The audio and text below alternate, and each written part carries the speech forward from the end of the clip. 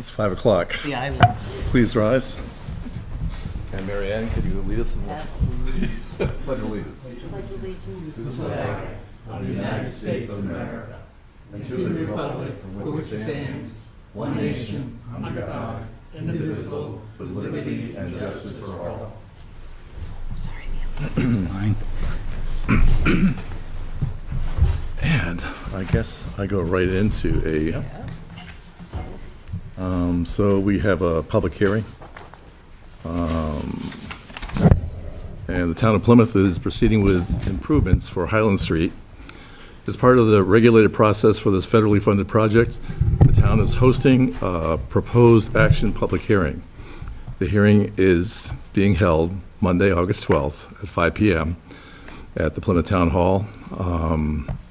At this hearing, HEB Engineers will provide an overview of the proposed action for the Highland Street project, and I welcome them to participate in the discussion. Where would you like me? I need to set up my computer with the PowerPoint. Ooh, at that table maybe? I can go to the front.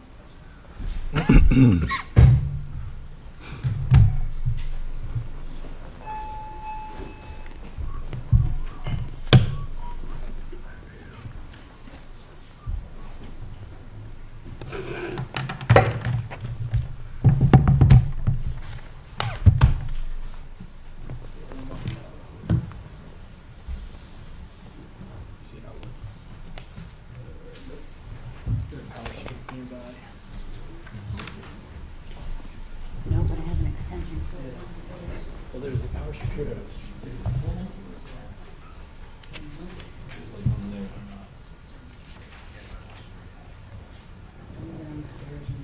thank you.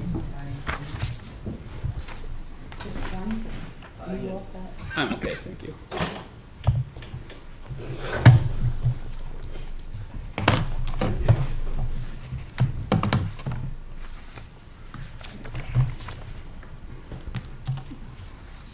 You don't need the flash drive, right? No. Just need to find the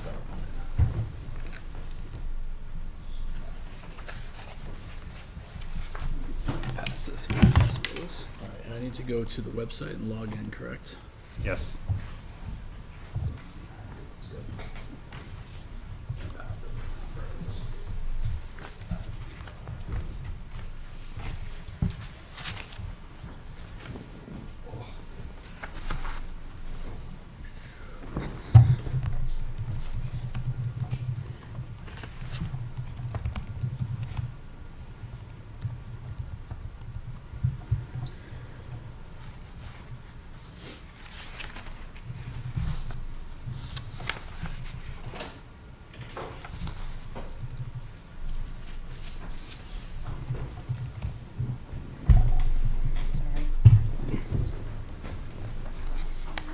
Unload, Bill.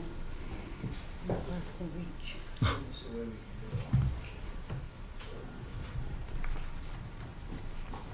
you want to sit over here, Josh, you can. Guess it doesn't really matter where I sit. Yeah, there is definitely an outlet right here. Sorry. The computer battery lasts about 7 minutes, but when it tells you that the battery's low, it shuts off immediately.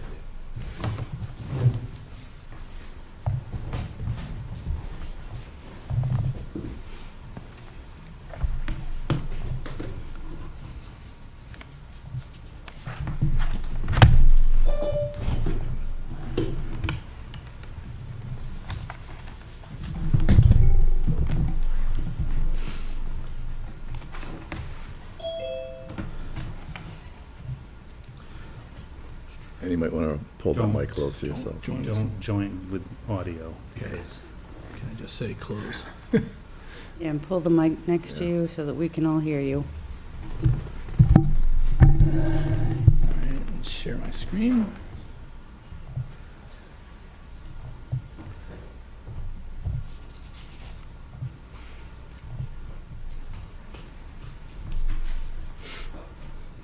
There you go.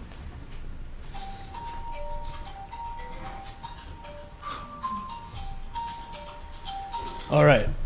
Is everybody ready now that I'm ready? Took me, folks in the The room can't see the, Oh, can we, is it? Scott, is it turnable? It's up there now. Okay. I'm here to present what is called the proposed action meeting for the Highland Street Project. This is part of the overall process for the engineering study where we analyze the project needs, identify existing conditions, have multiple communication or conversations with various stakeholders within the community, and then at the end of all of that, we develop a proposed action. So that is done in conjunction with town staff and throughout the process. And this is an informational meeting as to how we anticipate this project moving forward. I'm Josh McAllister with HEB Engineers. Aaron Lamar, also with HEB, is over there. He'll be taking notes. Because it's well documented that I have a hard time taking notes and talking at the same time. So we're going to try to make sure that anything that is said is brought to plate. So why we're at this meeting, it's been a while since we held a public hearing on this project. There's been a long process that has taken a while to get through, and I'll go over that in a little bit. But we're going to review the project status, some of the outlines that we've considered, even though we've presented some of this stuff previously to this group and to the general public, and then present the proposed action for Highland Street.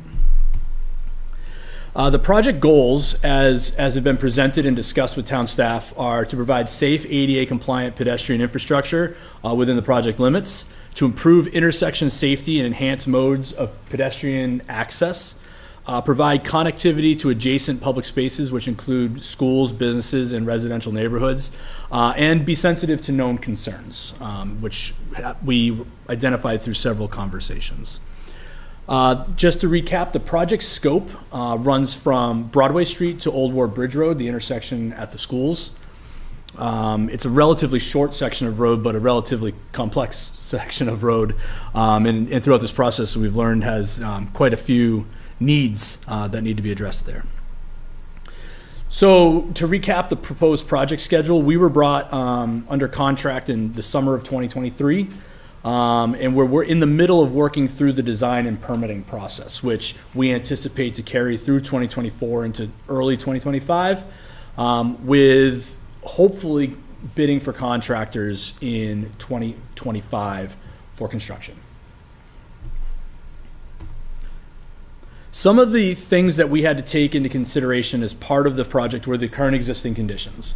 What you see in this roadway is it's kind of a gap between a well-constructed Highland Street heading down towards downtown and a well-constructed Highland Street heading away from the Old Ward Bridge Road intersection.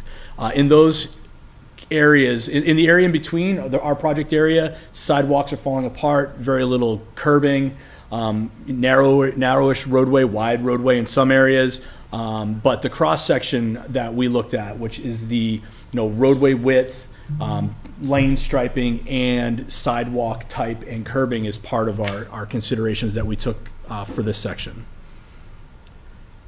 An additional existing condition that everyone's aware of, and I probably don't need to say much about it, is the misalignment of the intersection between at Old Ward Bridge Road and Reservoir and Highland. It's just kind of awkward all the way around. So that was one of the things that we were tasked with attempting to address as part of the project here. The curve going up the road is narrow for maintenance purposes. It's hard to sidewalk plow the relatively deteriorating sidewalk that's there, but also we learned of high speeds coming out of the curve at the top of the hill, and then there's guardrail culvert situations all in that area as well. Some project considerations. So we started taking a look at what we saw and what we heard in several conversations, and started looking at what things we would have to address as part of our study points, and ultimately what would be addressed as part of the design. The first one is the cross-section that we discussed. Below and above this section, you've got curbing on one side of the road and you've got granite curbing with asphalt sidewalks on the other side of the road with a paved roadway in between and some closed drainage system. So that is something that we are considering as part of, or have considered as part of this project, is trying to match the way Highland Street looks between the two ends that have been reconstructed. Pedestrian safety and sidewalks, identifying appropriate locations for for crosswalks, and also providing landing areas for those crosswalks, having a crosswalk attached to a sidewalk that it goes to, and not just kind of end up in space at a dead end area. Maintenance, working with Public Works and the Highway Department, being able to plow sidewalks and keep them clear for the winter seasons, but also being able to maintain the roadways in and around that was something that we were consideration points for us as part of the project. We had conversations with the SAU about their desires. A lot of it was primarily pointed to the intersection, pedestrian safety for school children walking to and from school, a little bit about traffic entering that intersection or even bypassing that intersection on private property. All of those things were part of that conversation with the SAU. Previously discussed intersection improvements, again, looking at alternatives for what we can do at that intersection. So how did we get to where we are now? We conducted a local concerns hearing in January, early January. The way I like to describe the meetings, the local concerns and alternative review meeting were us listening, and this meeting is us informing as to the direction, after hearing everything, the direction that we intend to take with the project. So we had at least 15 public comments at that initial local concerns hearing. We heard a lot of conversation about sidewalk access. Vehicle speed was brought up a lot in that area, and something that we really took to heart as part of our engineering study and trying to identify a safer way to maintain that area. It's an awkward place to have vehicle speeds because you have children, pedestrians, people crossing the road to get to the sidewalks that are on one side, but also an awkward intersection that has kind of awkward pedestrian movements and pedestrian and vehicle movements. So there was a lot of discussion about that intersection as well. We came back to the table again in February with the alternatives that we discussed. So if you sat here for that meeting, some of this next section is going to be relatively repetitive. I'm just trying to make sure that I get all of the information out to how we got to our proposed action. But we basically reviewed all of the alternatives that we reviewed and the approximate costs associated with them at that meeting, which will be reviewed here again at this meeting. Originally, this project received a grant, a federal aid grant, in just over $1.3 million. It's an 80-20 match. The federal aid would cover 80% of the overall design and construction costs. The town is responsible for the other 20%. I say original in this slide because there's further consideration for the funding, and anybody who attended the meeting in February probably knows that what we think we wanted to do, we didn't have enough money for. So there's more information on how we get to that point coming up here. So as part of our process in the engineering study, we have to review multiple alternatives. We broke the alternatives into the roadway alternatives, which was basically the stretch of pavement and sidewalks from Broadway to the intersection at Old Ward Bridge Road. And then we broke out for consideration the actual alternatives at the intersection. So it almost as though there's two projects there, roadway reconstruction project and intersection project. So this first section of information pertains specifically to the roadway reconstruction alternatives. The first alternative we looked at with the road was to reduce the overall width of the roadway. This could help provide traffic calming and reduce speeds of motorists. The reduced speeds would be a benefit for pedestrian access in the area.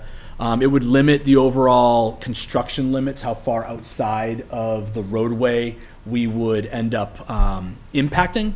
And all alternatives with the road include a bituminous sidewalk with granite curbing on both sides of the road.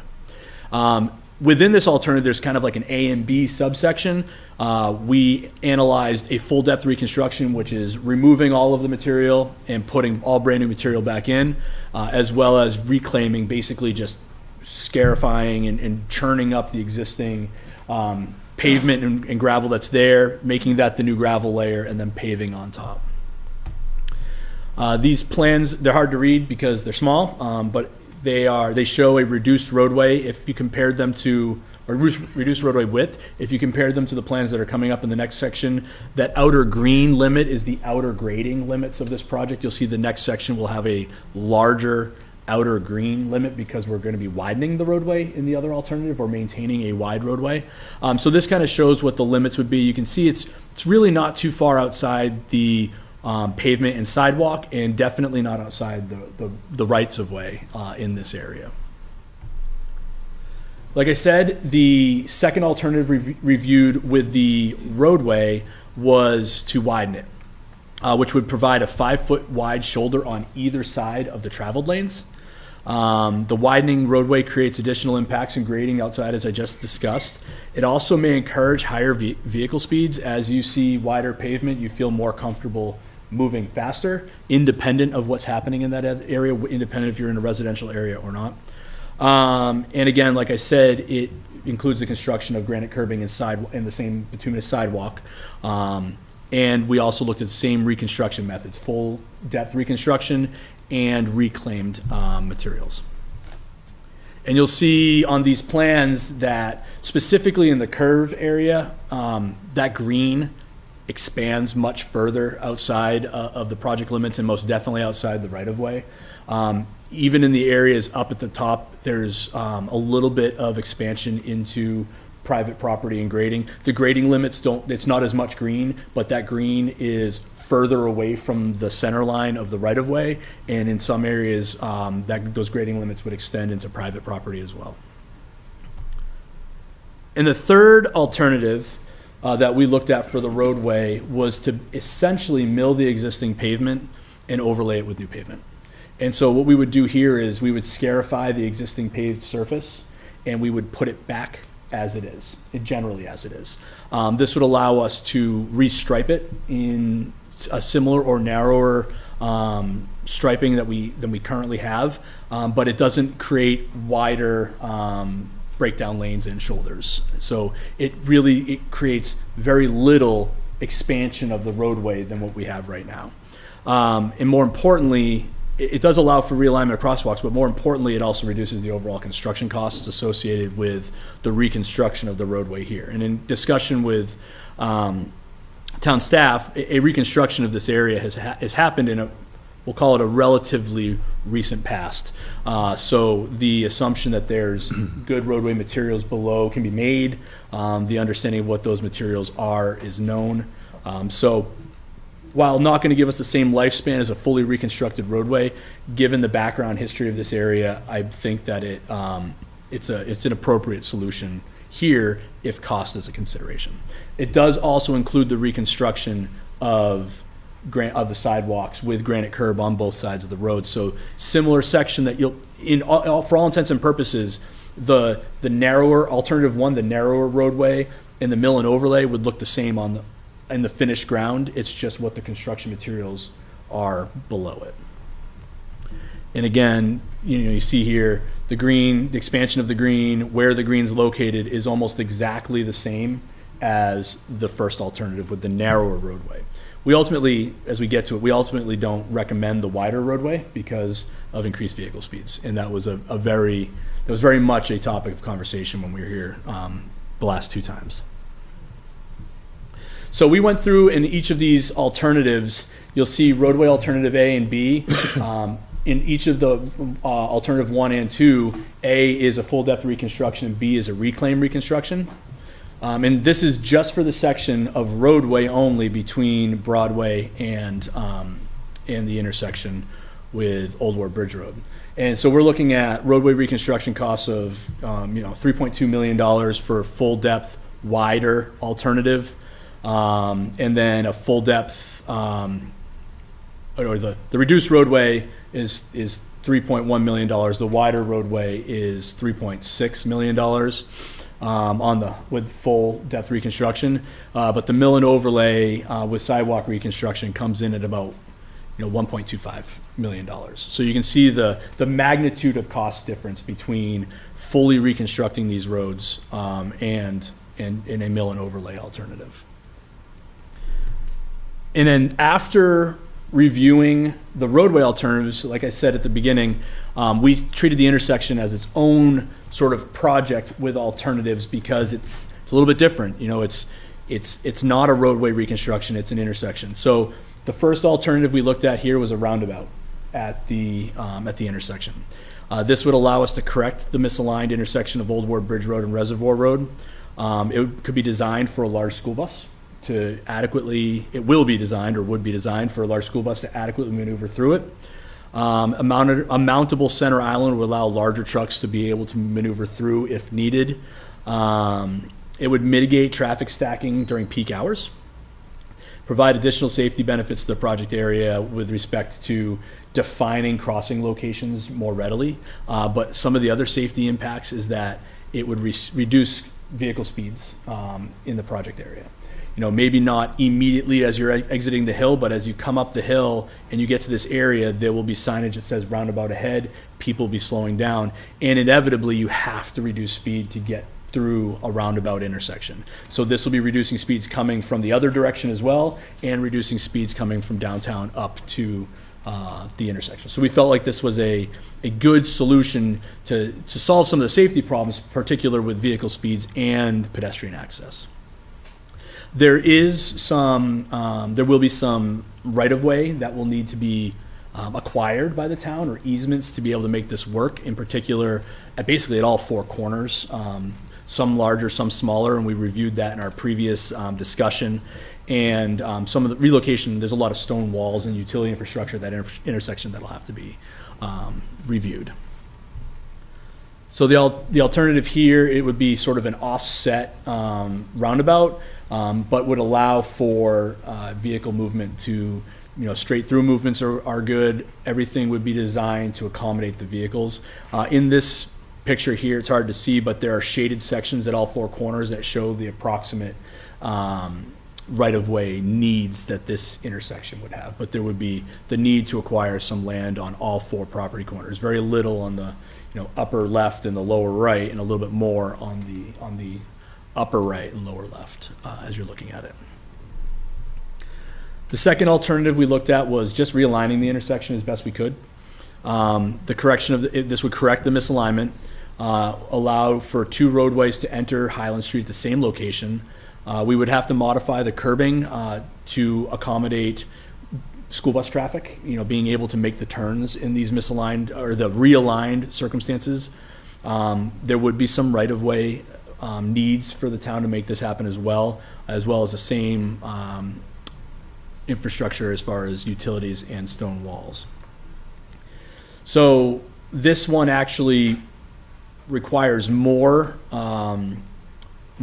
taking of or acquiring of right-of-way infrastructure as you're driving in from downtown on the right-hand side, that property that's on the right-hand side. Basically, we're looking to take Old Ward Bridge Road and jog it toward the intersection to align it with Reservoir. There's not enough room on Reservoir with the existing houses that are there to be able to maneuver that one. So Old Ward Bridge Road becomes the one that gets realigned here. It does improve the pedestrian crossing locations. It does not decrease vehicle speeds. It's the same through intersection for Highland as is the existing condition. And then the third option was basically a reconstruction as is, which I don't think is anybody's preference, and just reconfigure the sidewalks and pedestrian crossings. And I don't think I need to go deep into it, but it doesn't really address any of the issues other than the safety of pedestrian crossing.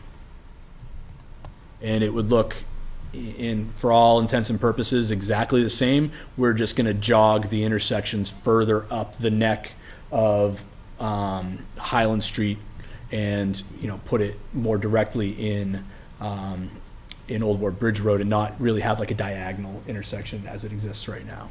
Not ideal overall from a traffic safety standpoint or vehicle speed standpoint. So we looked at these costs as well. The roundabout came in at about $881,000. The realigned intersection was about $970, and the reconfigured pedestrian reconstruction in kind option was $520. There's a lot of information on this one, but what it is it just summarizes all those options on the left for the roadway, on the right for the intersection, and essentially, the lowest alternative cost associated with this project came in at $2.13 million, which was a mill and overlay with a reconfigured intersection, and that's still already above our $1.3 million of available funding. So that's where we were sitting when we had our last public meeting, where we said the lowest cost alternative here is already more than our available funding, but the lowest cost alternative here wasn't even as the discussion moved on, wasn't even our preferred alternative. So based on that conversation at that meeting and conversation with town staff, the overall preferred alternative was to put a roundabout at Old Ward Bridge Road and mill and overlay Highland from Broadway to that new intersection. So where we are looking at it now is we're looking at our mill and overlay with the roundabout at about $2.13 million, which again, like I said, is above our federal aid grant. So how do we find that money? Their DOT has a process called the Estimate Review Committee. And that's the process we've been doing since February to now, is going through that process. And the way it works is the town identifies a change in their project scope, which we did in this case. The proposed action is the change in the project scope. We want a roundabout, we want a mill and overlay. And then I worked with our project manager, Kevin Russell, from DOT, to review and confirm our costs and that the scope was appropriate for the project and how the grant was applied, and he agreed with all of that. And once he agreed with all of those actions, we go and meet with a group of NHDOT employees called the Estimate Review Committee. And their job is to essentially review the estimate and say, your estimate is reasonable. So basically what that means is by the time we get to the Estimate Review Committee, our project manager has identified where funds can come from to meet our estimate. And the review committee basically says, yes, your estimate is good. So we had that meeting with the Estimate Review Committee on June 28th, and at that meeting, the ERC concurred with our estimates for the project. So the next step is our project manager, Kevin Russell, is moving forward with a modification to our project to add the additional funds that are necessary to meet the scope that the town of Plymouth desires, which is a roundabout at Old Ward Bridge and a mill and overlay of Highland Street. And it's anticipated that this increased funding will be finalized this fall. So it's not really holding us up from this point, because the next steps, as we'll see probably on the next slide, the next steps are for after we've gone through this process here, this proposed action meeting, is for HEB to finalize the engineering study with the proposed action included in it, complete all of our documentations, and deliver that to the town of Plymouth for them to send to DOT for review. Kevin, our project manager, said move forward, finalize that study, and he anticipates that the additional funding will be finalized around the same time that DOT completes the review of the engineering study. And then upon the completion of the review of the engineering study, HEB will move into the preliminary design phase, where we will prepare 65-ish% drawings, which has, they're design drawings, but they're used for permitting. So we'll go and get any state and federal permits that are necessary. We'll follow through with the completion of the NEPA process, which is a federal environmental checklist that we have to go through. All of those items are the next steps for us. We will complete the plans, apply for the permits, get all of that information back, and then submit those plans again to DOT for their review, at which point in time, once they reviewed those plans, we'd go into final design and preparation of construction documents, plans and specifications. in the financial review, after DLT is done, has to go to executive council for approval, am I correct? What was that? The final review, depending on what is put forth by DOT with regards to the $2.1 million, asking for additional funding has to be approved by the executive. That's what's happening this fall. The additional funding that this fall, the anticipated STIP amendment, which is what it's called, to add the funding to the project, will be executed and reviewed by Governor and Council. So that's where we're at. That's our proposed action. In summary, it's the construction of a roundabout at Old Ward Bridge Road intersection with Highland and the mill and overlay of Highland Street with new sidewalks and drainage as needed as well. It's kind of glossed over that, but drainage will be included in the reconstruction in that area as well. And I guess we'll open up for comments. If anyone wishes to speak to this, could you please, I guess, come to the dais and identify yourself and use the microphone.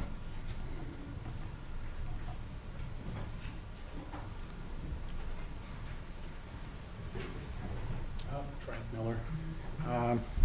I would recommend that no reduction of any way part of this contract, and that during winter, having a place to put the snow and a windrow is probably helpful, which already reduces the width of the traveled way anyway, and to arbitrarily narrow our ways, I think would reduce the effectiveness. And the other question I have is, do we have any history of utilization rate for these roads? In other words, number of car trips per day, to see what level of use they represent as far as the dimensions of the roadway itself versus the number of vehicles per day? Yeah, I mean, trip data is available, and we are moving forward with our design in accordance to AASHTO standards. So also to speak to your reduction, we are milling and overlaying. So where the pavement is now is where the pavement's going to go. The only exception would be as you come to the top of the hill, it gets really wide.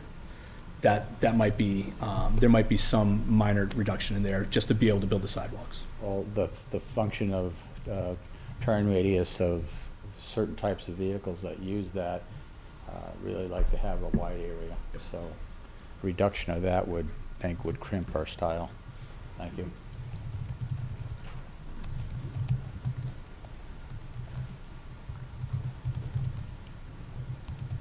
Any other comments, the audience? I'm Brendan Hoke. I'm a resident of Plymouth on Smith Street.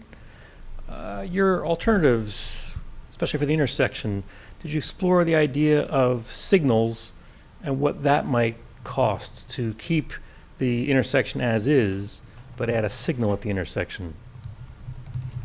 We did not in-depth review signalizing the intersection. And the reason behind that was the conversation associated with the intersection outside of just safety was stacking and the concerns of people cutting in and out. And history has shown that a signalized intersection is less efficient than a roundabout intersection, which keeps traffic moving throughout it. So early conversations with the town was that signalization was not preferred, and that the idea of looking at an alternative with the roundabout would be a preferred option there. Additionally, when we got into this, we started getting into conversations about construction costs and so on, and the signalization of the intersections would add, additional to each of these the reconstruction alternative you're looking at there, that's on the screen now. You're seeing me, but over here on this screen is the reconstruction alternative that's on the screen now.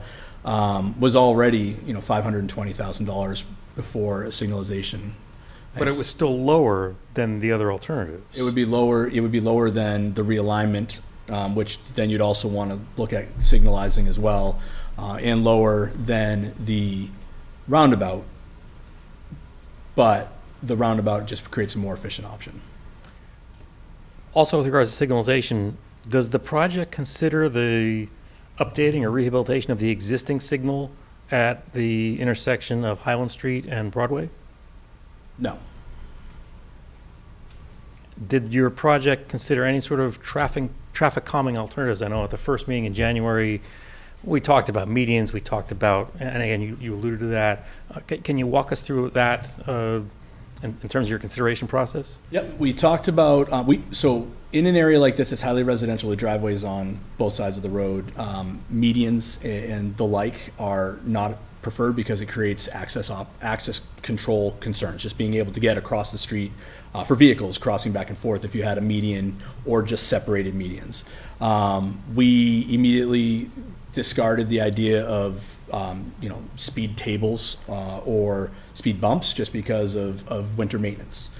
So as we worked our way through that, the ideas that existed were narrowing the visual for the driver to create a more narrow feel, which providing curbing on both sides of the road in this area would create a narrower feel, but also creating a narrower cross-section in some areas as well. Further to that, the roundabout alternative does include a median that would stretch up the road as you funnel vehicles in. So the effects of the intersection improvements on traffic calming are extended a little bit further beyond the actual intersection. Yes, I would concur with that, although, there's two intersections in this project, right? There's Highland and Old Ward Bridge, and then there's Highland and Broadway. Well, not really, in that the roadway reconstruction that has already happened on the lower part of Highland extends actually beyond the Broadway Street intersection. That one already has, the sidewalks, vertical curbing and sidewalk actually start on the uphill side. They extend past the intersection to the uphill side where there's already newer sidewalks and granite curb there. So we're considering at the Broadway intersection is kind of just overlaying to match in and maybe a crosswalk consideration, because I think the crosswalk lands in nowhere. So we kind of adjust that. Thank you. Thank you. Is there a raised hand back there, or? Oh. Mary Cooney's. Hi. One thing I know, it maybe not be in the right parameters, but anything that has been done so far to reduce the speed and show how miles of how fast people are going has done absolutely nothing. And I wonder if there's any kind of monitoring that can actually record who is doing the speeding. I know you can't ticket that, but somewhere even heading up the hill or something, or coming down the hill, that at least they could know who is doing it at what times of the day. Could that be included in this project? I think We have that documentation from the speed sign that's located at the Broadway type of intersection there.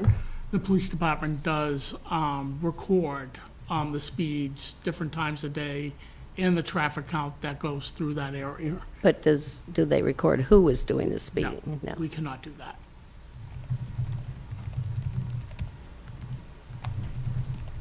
and Mary, I don't think we can do that legally. So Well, I know you can't ticket it, but I didn't know if there's yeah, I think it's a privacy thing. But So I just had a question. Is there still consideration for soil sampling where we have some, because you're going to do a mill and an overlay? We had talked about possibly doing some sections that have some bad spots in it. We have received a geotechnical report from our subconsultant for this section of road. So we have that information for when we move into preliminary design. That information would be part of that. So there is contingency included in all of our estimates for things like that. Things that are not included in our estimate, and DOT required us to not include it, is the limited reuse soil issues that we had on Main Street. That we were not able to include that as part of our estimate right now because DOT is not positive that is a consideration for this project yet. So that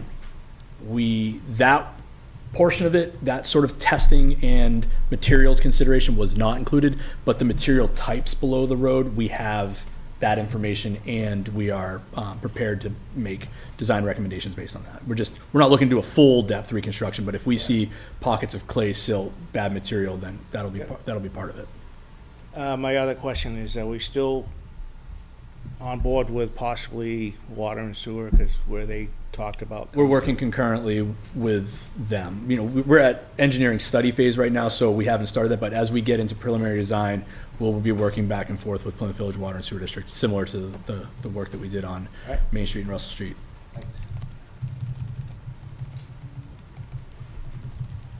Just a quick comment. So it looks like the town of Plymouth would need about 425,000. Is that correct? 20% of the two, whatever it The was. addition, yes. We already have 250,000, so if the state approves this, moving forward, we would bring to town meeting a $175,000 warrant article for that, just so people know we do have half the money, but not the entire amount. So Okay. they'd see that at the next town meeting. All right. Thanks, Ann. We have another, I have a question about the sidewalk going up the hill. Is that going to be improved? Yes. Yep, it's going to be the same cross-section as the sidewalks on either end of it. It's going to be, I think it's a 5-foot wide asphalt sidewalk with granite curbing. So they'll be able to plow that sidewalk without filling in the road? They'll be able to plow the sidewalk. I just, the direction in which the snow goes is going to be up to Joe. Question from Zoom? sure. Was it, do you mind, Grace? Don't mind waiting.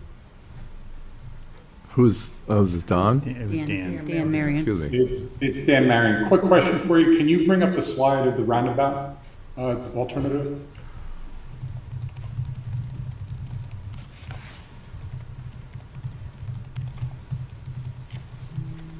Yep. Tell me, has there been discussion, I think there was last year, has there been discussion about whether or not a crossing guard is still required for school children during the morning and afternoon?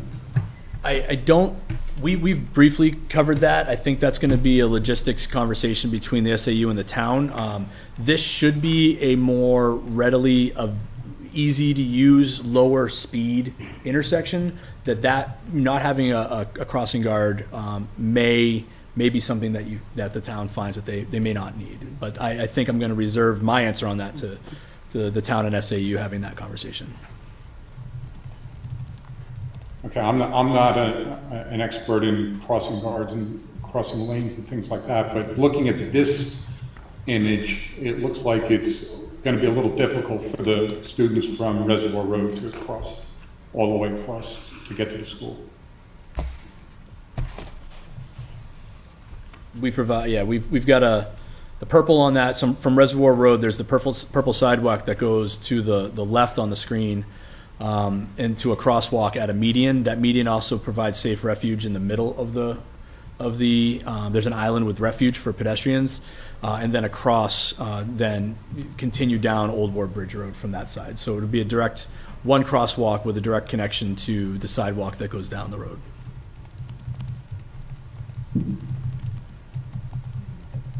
Okay, thanks. I know the university has crosswalks without crossing guards, so I don't know if that's, Maybe they should have crossing yeah, true. They're also adults, they're not little kids that are going to be going across the street Yeah. all by themselves if you don't have anyone there. So. Grace Garvey. So my question was about pedestrian traffic as well. Can you go back to that slide again? I already have it up. Yep. Oh, yeah. Okay. So those two, it was hard to see from the back, but those two hatched areas are crosswalks. The ones that go across the road that connect the purple is sidewalks in this circumstance. Yeah. And so, my observation was that it might be hard for folks from Reservoir, but that was just my observation from the back. I really think this is really an idea, though, to do a roundabout at that location. I mean, they're proven to be really efficient and they're great with traffic flow. So I just think the pedestrian piece really needs to be looked at.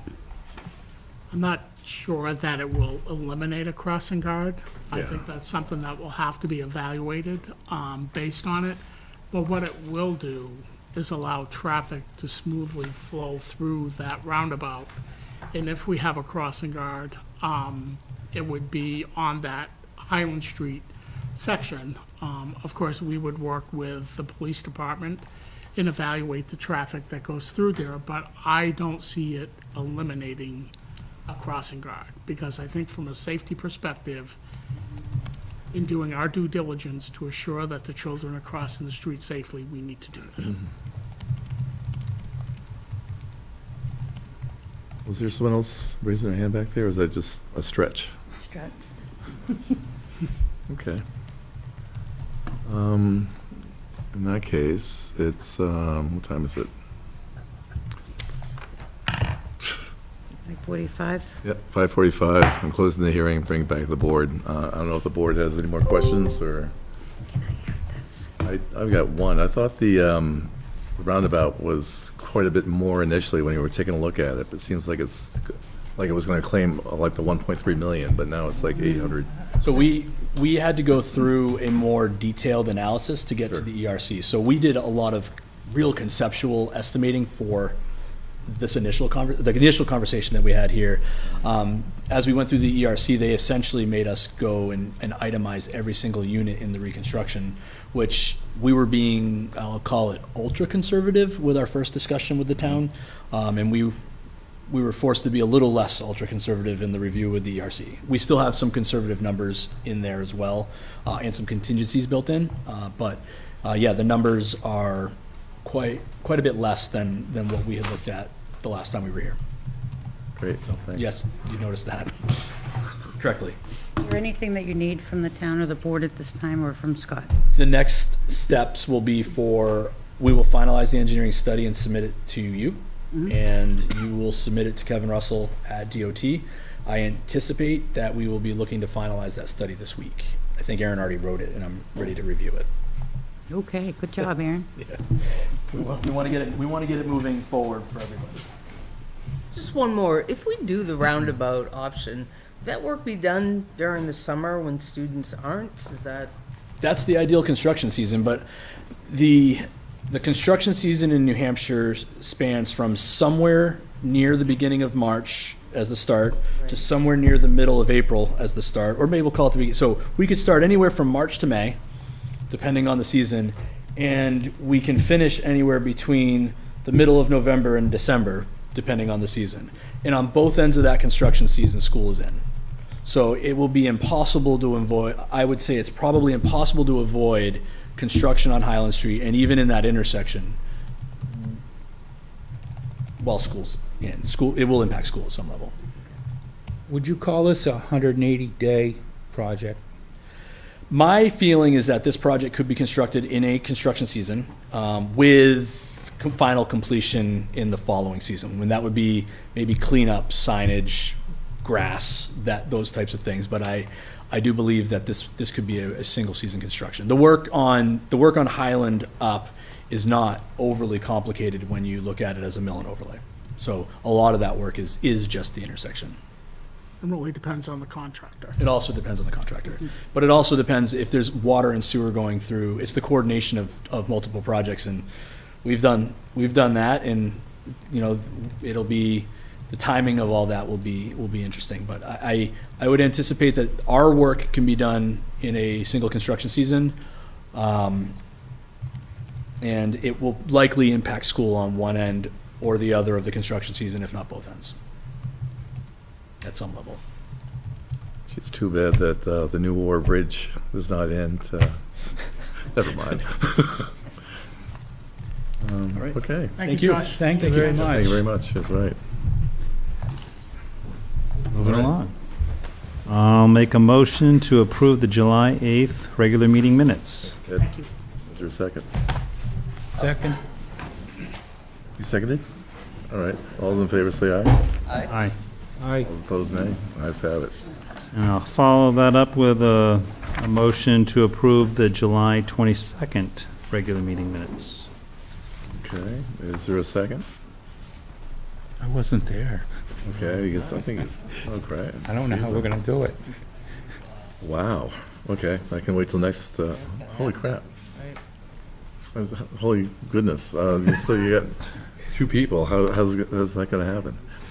Well, to be frank, I've been at meetings before, even if you haven't attended the meeting, you can still vote on it. So that only means that one person was at that meeting though.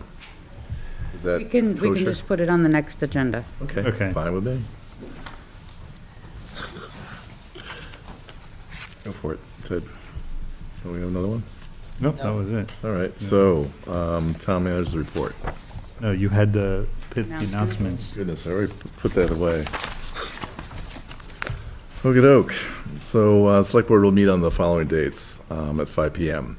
Monday, August 26th, and Monday, September 9th, and also Monday, September 23rd.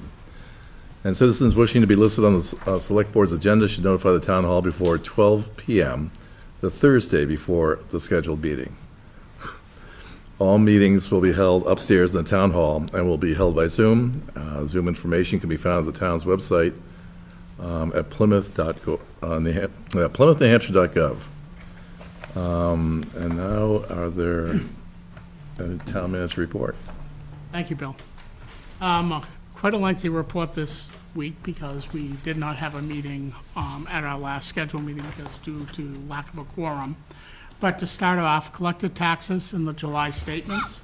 As of Tuesday, August 6th, 95% of the taxes have been collected from the July invoices.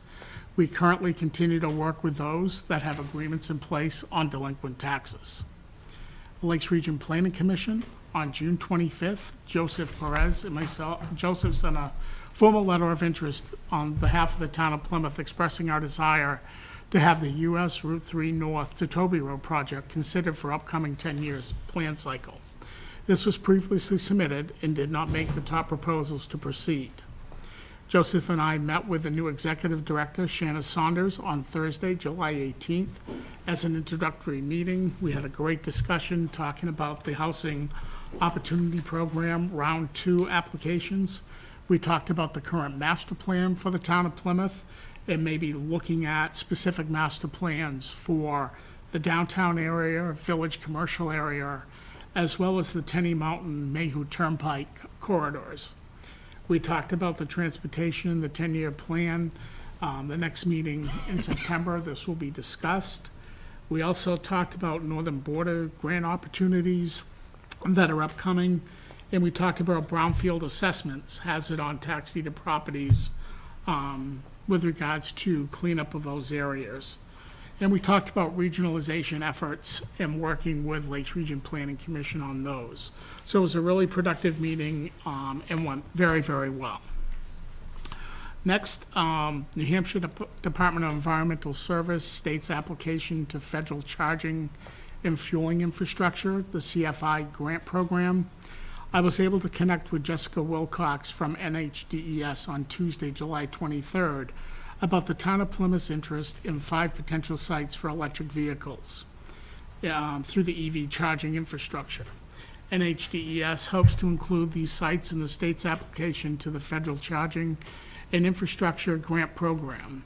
New Hampshire DES is supporting NHDOT and applying for CFI funding to support community-based EV charging infrastructure in New Hampshire. I have completed the site readiness worksheet, which provides detailed information from prospective sites and determine their stage of readiness to move projects forward. If the funding is awarded, and as I stated, this is very preliminary at this time, and I have connected with Grace and Ashley from the Energy Commission and will be meeting with them to bring them up to speed on what this application was about. The fact of the matter was, it was very last minute that they contacted us. So I had 2 days to get the application filled out and submitted, of which we did. What initially is on the application is for 4 Green Street, the parking lot down behind Meredith Village Savings Bank, which would allow us to put 4 or 5 EV charging stations in there. The unfortunate part, you can't break those up. There has to be 4 or 5 in one site, because I think the initial thought was having a couple in different locations, but Unfortunately, that is not allowed through the grant. So I'll be meeting with Ashley and Grace over the next couple of weeks to discuss this further, and see what the Energy Commission can do in assisting in moving this grant forward as well. Scott, one question. I think we talked about this, but, so we would lose 4 existing parking Correct. spaces? Okay. Correct. Just wanted to- Welfare report, Mary Ann had a very busy month of July, responding to 57 emails, in-person visits, and telephone calls during the month, and facilitating or assisting with callers' requests.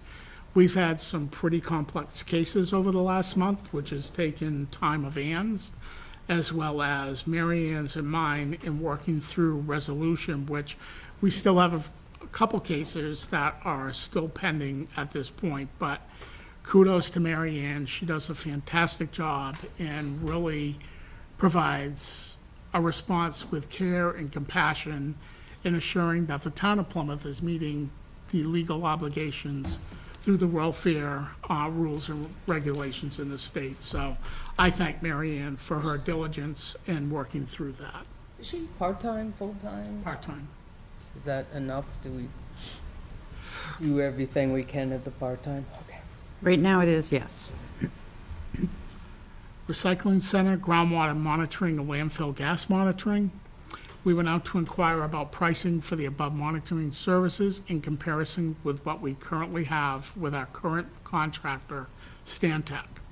The town has been with Stantec since at least 2007, from what we can figure out, and felt it was time to review. We have spoken with Emery Garrett out of Meredith. They are well-known in the industry as they currently work with many of our neighboring communities and Plymouth Village Water and Sewer.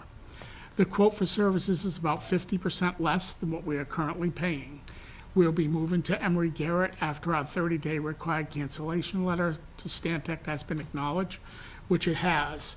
The cost that Stantec was charging us was $11,000. Emery Garrett has quoted us, and contract been signed for $5,950 for the exact same services. Have we spoken with any other companies as well? Have we spoken with any other? No, it's very limited on who is available to provide that service. And they came to us with high recommendation from Plymouth Village Water and Sewer, Ashland, New Hampton, and Bristol. Sure, we just typically get, 3 quotes? So that was. We do, but that's not the option in this case. 3 quotes, usually, Mary Ann, are over 15,000. I see. So even that, our procurement policy didn't really require it either, but. Gotcha. Thanks, Ann. Plymouth grant acceptance. The Plymouth Police Department is very involved in training our schools, businesses, and community in CRAS, civil response to active shooter events. This training program is evolving and will soon be included as a segment on the casualty care in order to conduct the training. The police department will need some training items, which is casualty care kits. To show their support for the training, Franklin Savings Bank has offered to purchase the training materials needed for the class through their grant program, which is a total of about $553.60, of which they want to donate to the town of Plymouth. I'm asking for the Select Board's support in accepting their donation to purchase these items included in the casualty care kit, and I think a simple motion by the board to accept these funds would be appropriate if you could do so. I'll make a motion to accept the funds as outlined in Scott's report. Second. Moved and seconded. All in favor, say aye. Aye. Opposed, nay. Ayes have it. Thank you. Select Board strategic priorities for 24-25. I've sent those out for review, and in speaking with the chair, we will review those on Monday, August 26th. Records retention policy. The town currently does not have a records retention policy. I've sent you a draft record retention policy for review. This has been reviewed by Attorney Radigan and is ready for board review and approval. And we will look at that again on August 26th. New Hebron Road construction. Road construction began on Monday, June 24th. Construction is going very well, as reported by the town's consulting engineer, Mike Fagnant, who is in the audience tonight. Ambrose encountered some ledge over the past few weeks and now has moved past this and continues with the road construction. As I was up there at the end of last week, it appears the road has been reclaimed and is now being prepared for paving. Am I correct, Mike? Yeah, it's been reclaimed, they put gravel on, they're gonna mix the gravel with the reclaimed mix, and then it'll be ready for paving, so they're getting close. And it looks, August 20th was the date they told me. That's a tentative date. and the work they've done, in my opinion, looks very nice up there with the walls they built and the drainage that they've put in. Ivy Lane Culvert Spillway Restoration. I've been working with the property owners of Ivy Lane Culvert over the past few weeks. I'm happy to report that the owners have installed a new spillway and culvert, which should alleviate the washover onto Thurlow Street. As you recall, this has been a problem that has existed for many years, and finally, we've come to some resolution on it.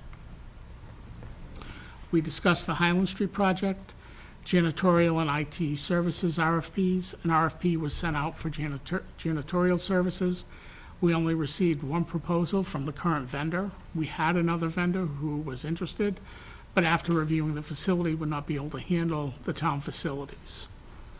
The town's IT services contract with Certified Computer Services expires in January 2025. We are currently working on that, and Ted has offered his assistance in the preparation of the RFP. Hunt Road East Culvert. I've worked with Attorney Radigan in Bridgewater, town attorney, in working through an agreement that Bridgewater shall permit Plymouth to construct and maintain the improvements that are located within the town of Bridgewater on the Hunt Road East Culvert. The town of Bridgewater has signed the agreement, and I would ask tonight that you, the board, or give me authority to execute this agreement with the town of Bridgewater, keeping in mind that less than 10% of that culvert is in the town of Bridgewater, which has prevented us for years and years and years to mitigate this risk to Plymouth taxpayers that live on Hunt Road East. So I would ask for your permission to execute this agreement with the town of Bridgewater, at which point we will then start seeking funding for the replacement of this culvert. I'll make a motion that we give Scott authority to proceed with this agreement with the town of Bridgewater. Second. All those in favor say aye. Aye. Thank you. Thank you. Finance and Human Resource Assistant, we received a number of cover letters and resumes. We conducted a number of interviews. I'm happy to announce that Joyce Morrison from Plymouth has accepted the position and started on Monday, July 29th. Joyce comes to our office with extensive background in human services, including several years with local school systems. Plymouth State University update. I met with Jessica Dutel on Monday, July 22nd. We discussed the upcoming school year, the 23-24 annual report, and the CCC for an upcoming meeting. Additionally, Plymouth State University will be holding a partner brunch on Friday, August 16th. This Friday. If any of the select board members are interested in attending, please let me know and I will respond to the RSVP for the select board. Silver Hall parking lots, as a reminder, the town of Plymouth and Plymouth State University entered into a memorandum of understanding for the use of the Silver Hall parking lot during the period of May 15th through August 21st. We have communicated this information, have signs placed as we did last summer. This will once again assist with the downtown parking during construction this summer, which it truly has. The good news is that the entire project for the Main Street, other than some manhole work, will be completed and striped in crosswalks and parking spaces on Sunday the 18th through Monday the 19th, and Monday the 19th through the 20th. So the parking goes away, but our Main Street comes back alive and well and fully marked at that time. Downtown drainage project update, which I'm going to tell you, I didn't realize the intensity or the amount of time that it was going to take me to manage this project and work through it. And I can honestly say, when the project is in full motion, as it has been since April 22nd, it is 2 to 3 hours a day facilitating, working with the contractors, working with Plymouth Village Water and Sewer to make sure that the project was going to be completed on time. And with that being said, we will be completing this project 5 months ahead of schedule. So as you may have noticed last week, Warren and Russell Streets are completed with the final wear course of pavement. That was completed on August 8th. Warren Street to Highland Street is complete with the final wear course of pavement. That was completed today, August 12th. There's a few minor punch list items, but very minor in what has to be completed. Highland Street to the roundabout will have the final wear course of pavement completed tomorrow, August 13th. What that means is the full length of Main Street, Warren Street, Russell Street are fully paved with the wear course pavement. And as I stated, the Main Street line striping crosswalks will take place the week of the 19th from next Sunday to Monday, Monday to Tuesday.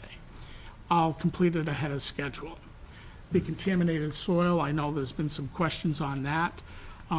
When we took the contaminated soils out from in front of the dry cleaners, those were stockpiled in the Highway Department pit on Highland Street.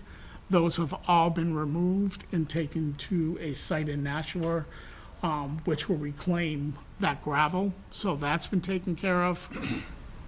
And tomorrow, while they're paving, from Highland Street down to the roundabout, Court Street will be fully closed. So if anybody needs to access Town Hall, even though I know it says do not enter, the only means of access into Town Hall is through the Citizens Bank building, through that back parking lot onto Court Street. But it will be closed for the entire day tomorrow as they go down through with the final wear course of pavement. Just one other item to mention is that we did require staff mandatory training with regards to harassment, discrimination, and slip, trips, and falls. We completed 3 sections and have only 2 individuals that need to complete that training by August 26th. So very productive, very informative, and we really had great participation from the staff attending that training of all departments. So that concludes my report, but I'd be willing to take any questions or concerns that anyone may have. So with us finishing 5 months early, any savings for the town?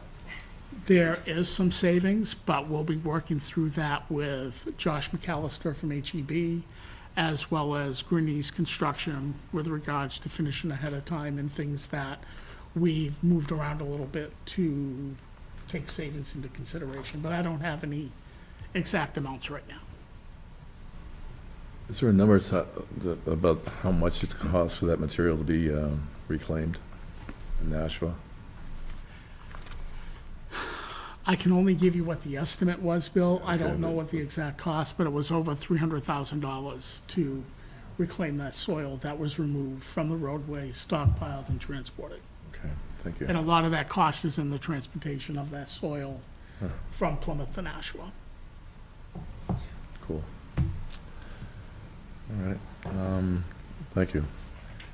Next up is Joe Fagnant, highway presentation regarding highway roads, streets, sidewalk maintenance proposal plan. You should have a handout that I'm, Thank you, Scott. it was, yeah. We have them. Okay.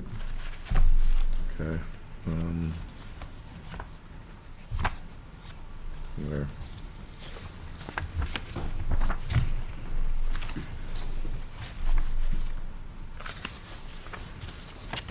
Was it buried or what? What's this thing? That should be right on. Oh, it's right here. Thank you, Ted. I don't know what to do without you. It's a service I provide.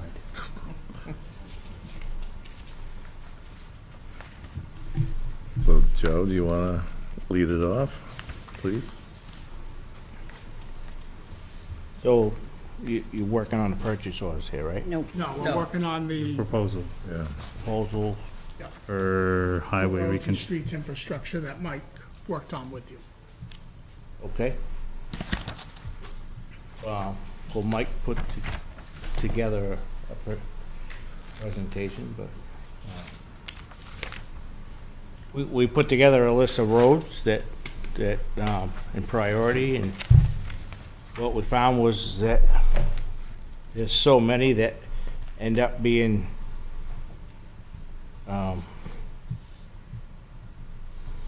they end up being capital projects because the roads are in poor condition. You know, other than just the overlays, there's so many roads that, you know, between camera and failures, and that we struggle to, you know, we have a list, but the list of roads that need to be reconstructed far outweighs the amount of roads that just need crack sealing and overlaying. So it was pretty tough to try to put that together. So. Okay, I'm just looking at the, Do you have this, Joe?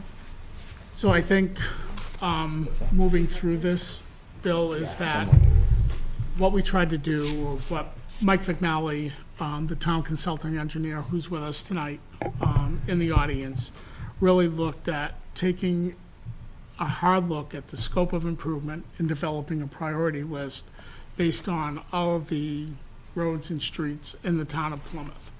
And shame on Plymouth for years in the past for not paying closer attention to our infrastructure and keeping up with what needed to be done through certain road surface management system reports.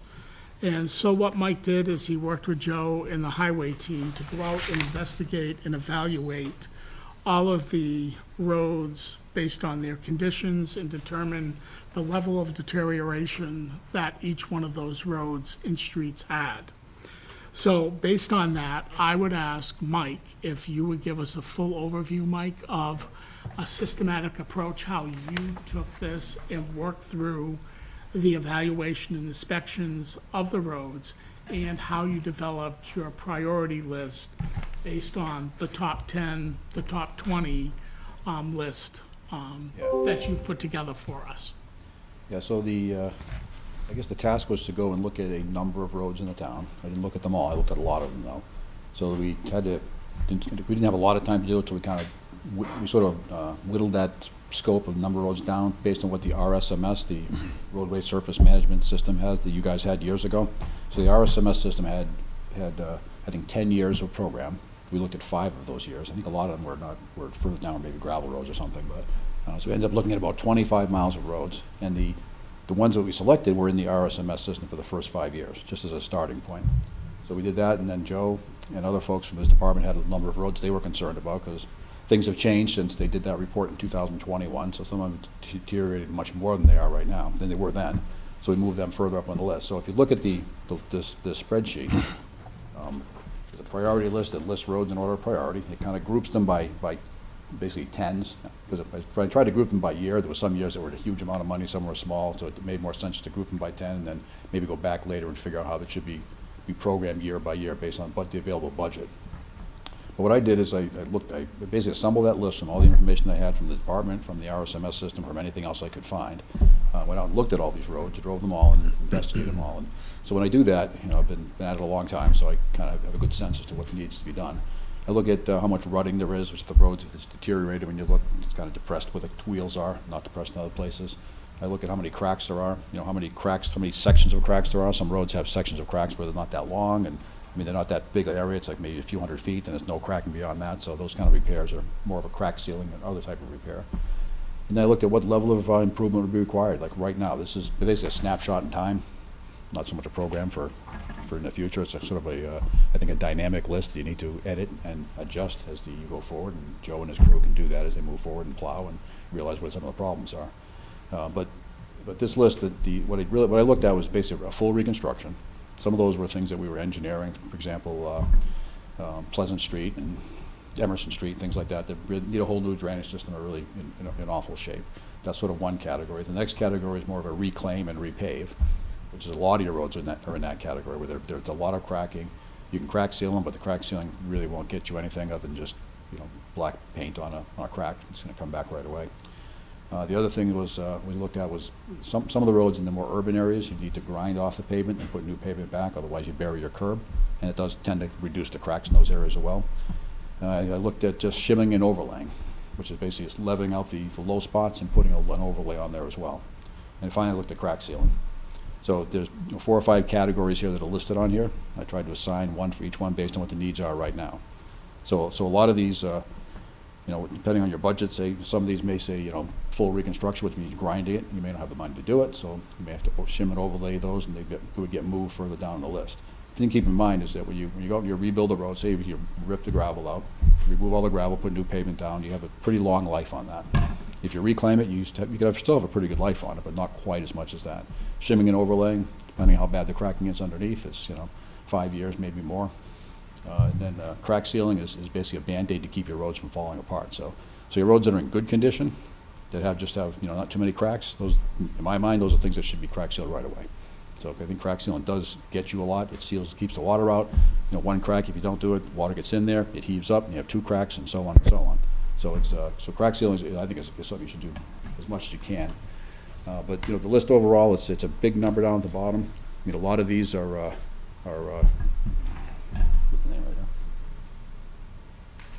big chunk of that is Texas Hill Road, which is about 2.3 million because it's so long and it's in really poor condition. So a shim and an overlay, you know, it'll buy you a few years, but I think overall, long run, if you reconstruct some of these rather than shimming and overlaying, it will cost you less money. So the longer you wait on some of these, and I know this is a lot of numbers here, it's a huge number, I know that, you know, the worse it's going to get. So in my mind, crack sealing goes a long way. Shimming and overlaying is okay if the road's not too broken up. If it's too broken up, then you shim and overlay it, and a couple of years later, all the cracks come through. So you're right back to where you started from. So if you can afford it, you know, where it says to reconstruct, that's what I'm recommending. And I will say that if you started this and did that first 10 now and did the others for another 5 years, a lot of these that may say shim and overlay now would probably be reconstruction then. So. And it's a big number, I know. These costs that are associated are current construction costs for 2024-25? That's right. And do any of those costs include engineering fees? I think a lot of these don't require a lot of engineering. I mean, I think some of them do, the more complicated ones that have a lot of drainage. Parker Street's a good example of that does. I mean, I think Emerson Street did, Pleasant Street did, Russell Street obviously did, those did. But something like a Texas Hill Road, it's really pretty much an open area. You can kind of go out there, reclaim it, not do a lot of engineering on it. You can put a bid package together or something like that. It doesn't require, you know, a 10, 15% engineering fee on that. A lot of these are roadway maintenance type of projects. So if you look at the projects that I think Joe usually calls it capital projects, the ones that are larger that require engineering, you go through that whole process. I mean, a big chunk of this number is that. That's probably $3 million out of the $7 million number here is that. So a lot of the rest of it is more just roadway maintenance type of work, which I think requires very little engineering.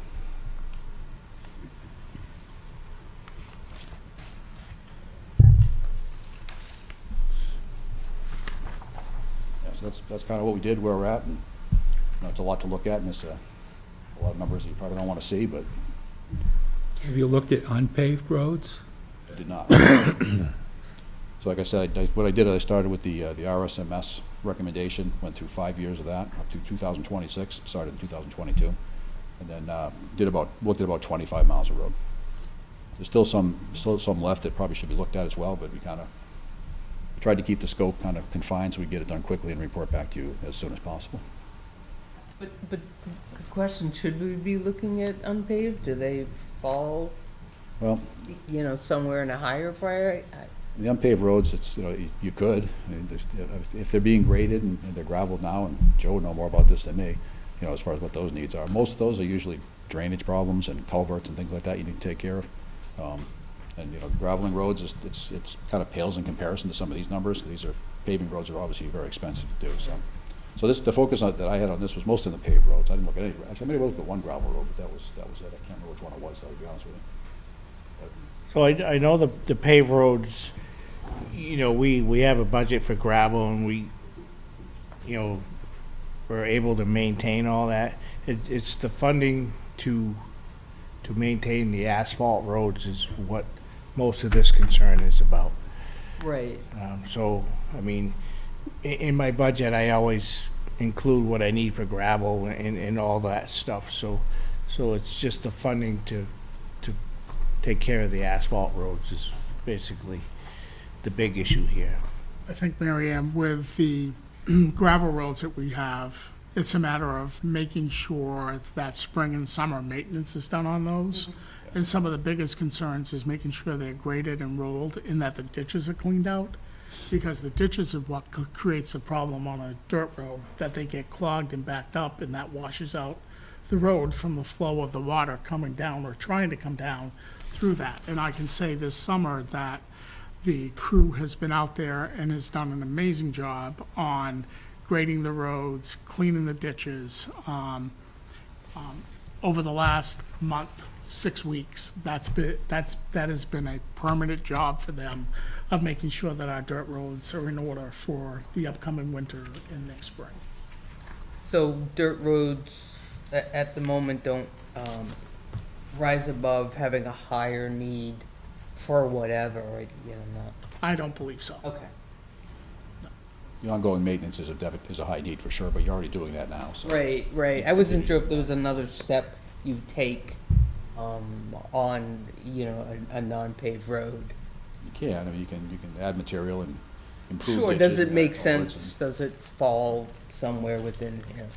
It may. I honestly didn't look at the dirt roads in any detail, so can't really answer that for you. I think what this does is allows us to really take a closer look at the CIP. And even though in the CIP, there's a few roads in there, a handful of roads that, Emerson Street, Russell Street, Pleasant Street, New Hebron Road, which is being worked on now, which money was appropriated for, but really taking a closer look at the CIP from an infrastructure perspective of roads, streets, and sidewalks, and really going through and including what our top priorities are going to be based on the worst conditions that we have. Right. But I think it's a process that we'll have to go through the capital improvement program in order to get where we need to get to start to rehabilitate a number of roads and roads and streets in town that need some care sooner than later. Right, unless I'm misunderstanding the priority, I'm surprised we don't see Emerson number 19, but I don't know how the prioritization worked. Emerson has already been budgeted for in the CIP. Right. So I think that is a top priority, and it's a street that we'll be working collaboratively with Plymouth Village Water and Sewer on as they do their restoration of water and sewer lines on that street. And there are some significant drainage problems on that road as well. Right, I guess that's why I'm surprised it's not in the higher priority. There seems to be maybe some sort of disconnect, or, this is complicated to prioritize. But once again, Emerson listed at number 19, we have it on the CIP, which means it would be pushed up. Are we looking at it correctly, or in the same way as Mike is there some, once again, disconnect? I'd say that the top 10 is something that I know the highway department was pretty confident should be on the top 10. Okay. Beyond that, how that shakes out down there is something you're gonna have to kind of shuffle around based on funding and based on need over time. Right. So I can't tell you if Emerson Street is a higher priority than Pleasant Street. That's Right. some of those things you'd have to determine for yourself. So once we get down past the top 10 into some of the others, there's a priority list here. But I think what you need to do is use this as a starting point and then shift things around based on need. And honestly, you should look at these roads every year. Every year they're going to change. And the kind of deterioration you get over winter is going to be, we think it might be a little bit, but it might be a lot. It's hard to know until it actually occurs. Right. So, it's a snapshot is the best I can Sure. say. And the 'Cause priority, even the as priority you list talk- shouldn't be considered as anything etched in stone at all. No, It's definitely something absolutely, that I'm just that can trying be- to. Can be shuffled around, so. It's like the crack and ceiling that you referenced, do that sooner than later. I would probably move a lot of the It's cracks. happening right off. Okay. Yeah, I wanted to say that, the crack seal, it seems such an easy, and they're cheap, relatively Right. speaking. And if we know that something needs to be crack sealed, we should just do it, because it's going to forego us needing to shim overlay and reconstruct in the future, which is something that I don't know how much. We have a budget and we have a list, and that's happening right off. Right, so I would have loved to have seen those, In order. right, Well, in the order that we're doing it. and- So are those ones that we're crack sealing the ones on this list, or are they a different list? Well, I have another list here that shows that. This was, That's a you know, this is a crack future. sealing's part of this, but there wasn't a list specified. It's on this list here, that if you want me to share it with you. So how many roads do you have budgeted for this year to crack seal? There's like 5, 6 roads there. The issue is that this is the first attempt at crack sealing for us. So the budget allows $6,000, which includes two pallets of the crack sealing. And so we're gonna start with our priority ones and go as far as we can. And then we'll know how much it takes, what it takes and how far we can go. And so the next budget, if we need to budget more, then we know where we're at. But this is a starting point. So you guys actually do the crack sealing, you don't hire So somebody? we have a company that comes in and they rent us, they actually let us use the machine. But we pay a fee, the $6,000, and they spend 2 or 3 days with us, show us how it's done, and then they cut us loose. Then we're on our own, and then we go as far as we can with that product. So looking at this list based on crack sealing, there's about $100,000 worth of crack sealing that needs to be done. And if we're only budgeting $6,000 a year, Well, it's gonna take us, we the did. road's gonna deteriorate before we crack seal. We didn't have anything else. You know, like I said, this was a starting point in the budget that we already had. So moving forward, we'll know this amount, how far we can go, and we'll try to, in my next budget that I'm building, we'll put a larger amount and know where we're at with it. There's no way to find out or bring somebody, this is how much you're gonna need in this particular area. So we're No, not, 'cause, well, some roads have just specific cracks and others have all kinds of spider cracks, so it just Huge variability on the cost, depending on number It of just cracks. takes time and, so we can't, and I know we can't, but you can't look at that area and go, you're gonna need X amount of material. We're gonna figure it out as we go along. And hopefully. this is the first time for us. Sure. And the company that we're using is a company that was recommended to us by a lot of people, and this is how they do it. So you know, $6,000 was a number that we could realistically find within the budget we have. And so once we utilize that, then we'll know, pick a larger number in the next budget. So are we confident that $6,000 will even do it? I'm not confident about anything. I'm just saying that that's the number that we came up with, that we, you know, unless I shut something else down and take money away from something else, that's the amount that we found that we could work with to start this. And this next budget, we'll adjust it the best we can. Right. The town will save a decent amount of money by having the highway department do this work, rather than having the crack sealing company do the whole thing, so, you know, seeing how far they can go with the material that they have will give them a real good idea where they should be next year. The Okay. budget may not be $6,000, it may be $20,000 or more, who knows, depending on how Right. much crack sealing is needed. But if that $20,000 saves us $600,000 in reconstruction, then it's well worth it. And crack sealing helps, but it's like a Band-Aid, but not a cure, but it definitely helps, though. Yeah, well, I mean, It the extends idea the is life of the pavement for sure. you're trying to extend that life, Yep. and we can't afford to do every road fully reconstructed. I think you could. I just have a concern that, you know, so the top 3 things that you identify as this year's maintenance priorities is Emerson, Beach Hill, and Claybrook.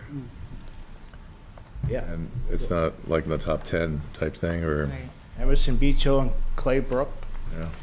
is on a warrant tonight to be passed, and those will be done right off. But he's saying it's not on your top 10 list over here, Joe. Yeah.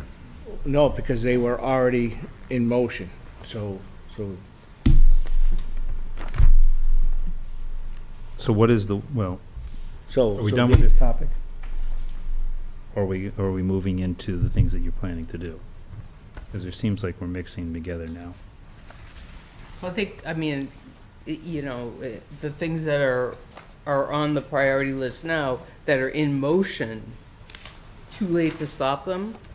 So the stuff the Curious. stuff that Mike's doing, they're so high ticket items that, like this stuff here, this is just overlay, so this is more of a maintenance. So when you do this priority list and you're going by roads, it from the time we started, things change every year. That's why it's so difficult to keep a track with it. So I'm not gonna overlay a road if it needs other work. So that's why you say you have to turn it into a capital project and fix the failures before you can pave it. So these happen to be ones that we can fix without just overlays. And then the next list is stuff that I'm gonna get prices on and set up, and we're gonna do in the spring. So these are all overlays. So the Emerson Street one, we're just gonna basically dig it up. So Whatever we spend on it now. here's where I'm at with Emerson. I've had that paid for and engineered, and I've been trying to run it through capital. And so, like, when you take a project and you put it in capital and you split it into different years, by the time you get to the end where you want to do that project, you've created an enormous amount more money to do that project. So the less, if you put it in capital, the less times that you break it up and given the money to get it done, the faster these processes go. Because every time you put something in capital and you break it up. So is the Emerson work on the 2026 plan, $401,000, covering the same area that $31,000 is? So that overlay on 31,000 is just to take care of the failures until we can actually do that road. That's what I'm saying. If you drag it out and keep dividing up that capital in years, then that's the same thing on Pleasant Street. I have the same thing just happen. So I had to do an overlay on Pleasant because we haven't, the money hasn't been there to provide. So we need to get the money in capital to make it work.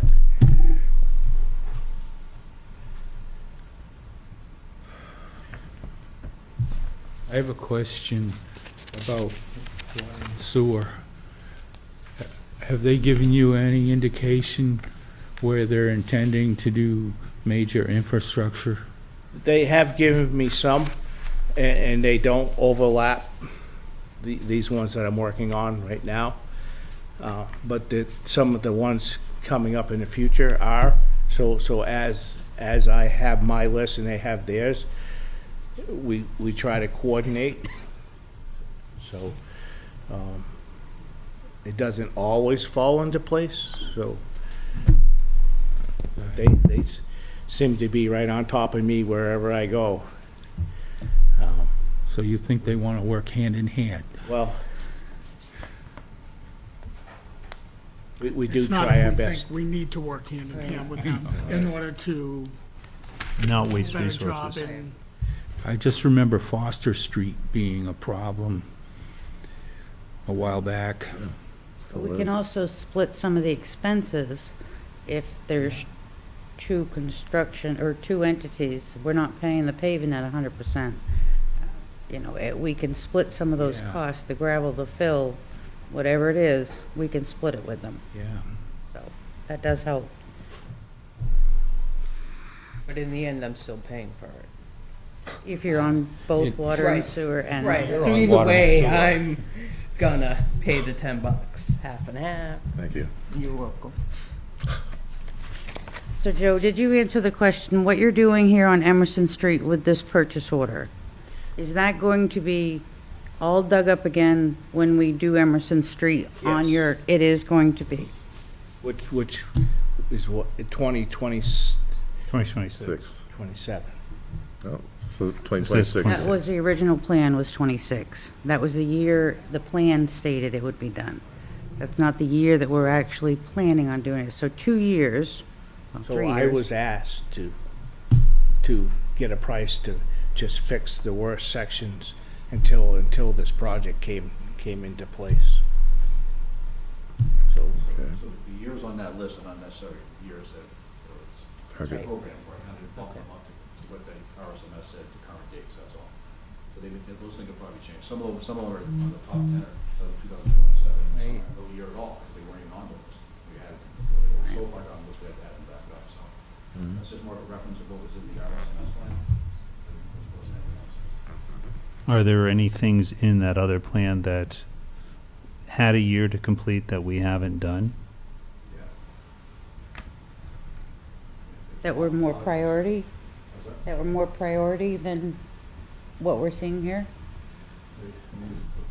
List developed here was, I would say that, no, and we pretty much followed the list. The only Okay. thing we changed was we added things that weren't there. They weren't at higher priority because they're falling apart, and Joe and the crew knows that they need to be done, so we moved them up. So a lot of, anything up there that has an older date or no date at all, the things that were not within the first 5 years of priority. There's quite a few of them.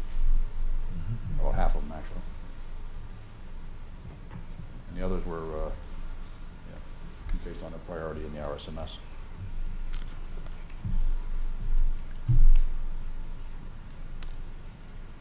Do you agree with this priority, Joe? I do, and like I said, the part that I'm struggling with is, I can do these small overlays and get ahead in that sense, but the capital projects are becoming more frequent, and so each time we add a capital project into the capital improvement, because we're limited on funding, we break these down, and so it's easier for me just to have them in a stack and do one or two capitals and try to get through them and then add the next one to it.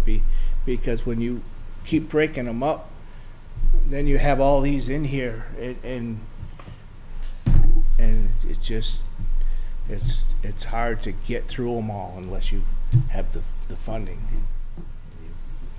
The further out you put them, the more money and the failures are worse. But I think that follows the reasoning for the capital improvement plan now. Right. It didn't follow it in the past, so. So, and I'm We're not working- pointing fingers or going anywhere. I'm just stating like how long it's taken for Pleasant Street and Emerson to get to where I am now, and we're just doing piecemealing it till we can get there. So all these other ones are right in line with them. When you look at your purchase order that the board's going to approve or consider later, Beach Hill Road is not even on this list.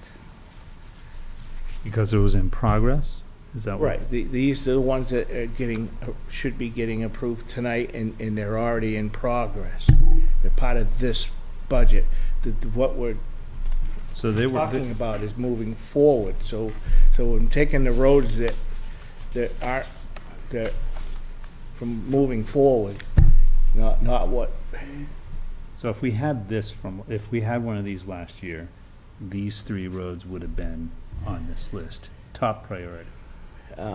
Emerson and Claybrook would have been, Beach Hill, over the winter just completely blew apart, and it became more of a priority safety to fix that road. So So what causes roads to blow apart, as you described? we are experiencing warmer weather. So when the roads freeze and you plow them and there's water and everything gets off the roads, So when the roads stay warm, the asphalt heaves, and it just keeps working the asphalt. So if it doesn't freeze in the spring when you're plowing, you're literally plowing the road up if it's in a failure. Where before, when the roads used to stay cold, you'd ride over all that. So these roads were in failure. A part of Beach Hill was, but the whole, we're out there and we're taking care of that concern. The part of the problem is the road. The water runs down the middle of the road. So to correct that, you got to pave it and put a crown on it. They get it in a ditch. So there's a lot of considerations why we had to change that priority. And Beach Hill is a very that road is used a lot. We spend a lot of our budget in coal patching throughout the summer and the spring to maintain that where it is right now until we can pave it. And sometimes that dictates the roads that we do, the amount of coal patch that we have to put in them.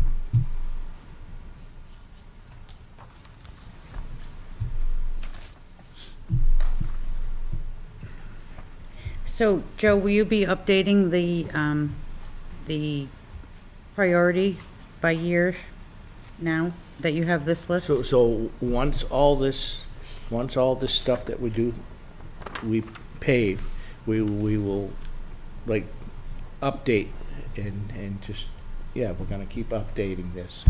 So I don't know if you want it like a yearly, or you want a 6 month, or At the very least, I would say annually, but I would love this column to reflect when you want to do it, so that it gives us an idea of what the priority is, and when realistically we could do it. Obviously, this was in the study, and the study was So done a long time ago. in order for that to work for you, basically all I would be giving you is maintenance overlays, because I'm so backed up with priority for the engineering and stuff No, that. you're not giving us maintenance overlays. These identify what the remediation is. I mean, We just want to make you know. sure we knew when you planned on doing that, because, in here, you have crack sealing scheduled on Old Hebron Road in 2029. Yeah. Well, is that going to move, or is it better to do that sooner because it will prevent an overlay? So I'm asking the question. So now that I have an outlay for what we're doing this year, I've already discussed that we're gonna try to lay this out so that this budgeted before our next, before the March meeting. So you will have an update of our roads and the crack sealing for next year, as close as we can determine it. And we will put it in this form for you.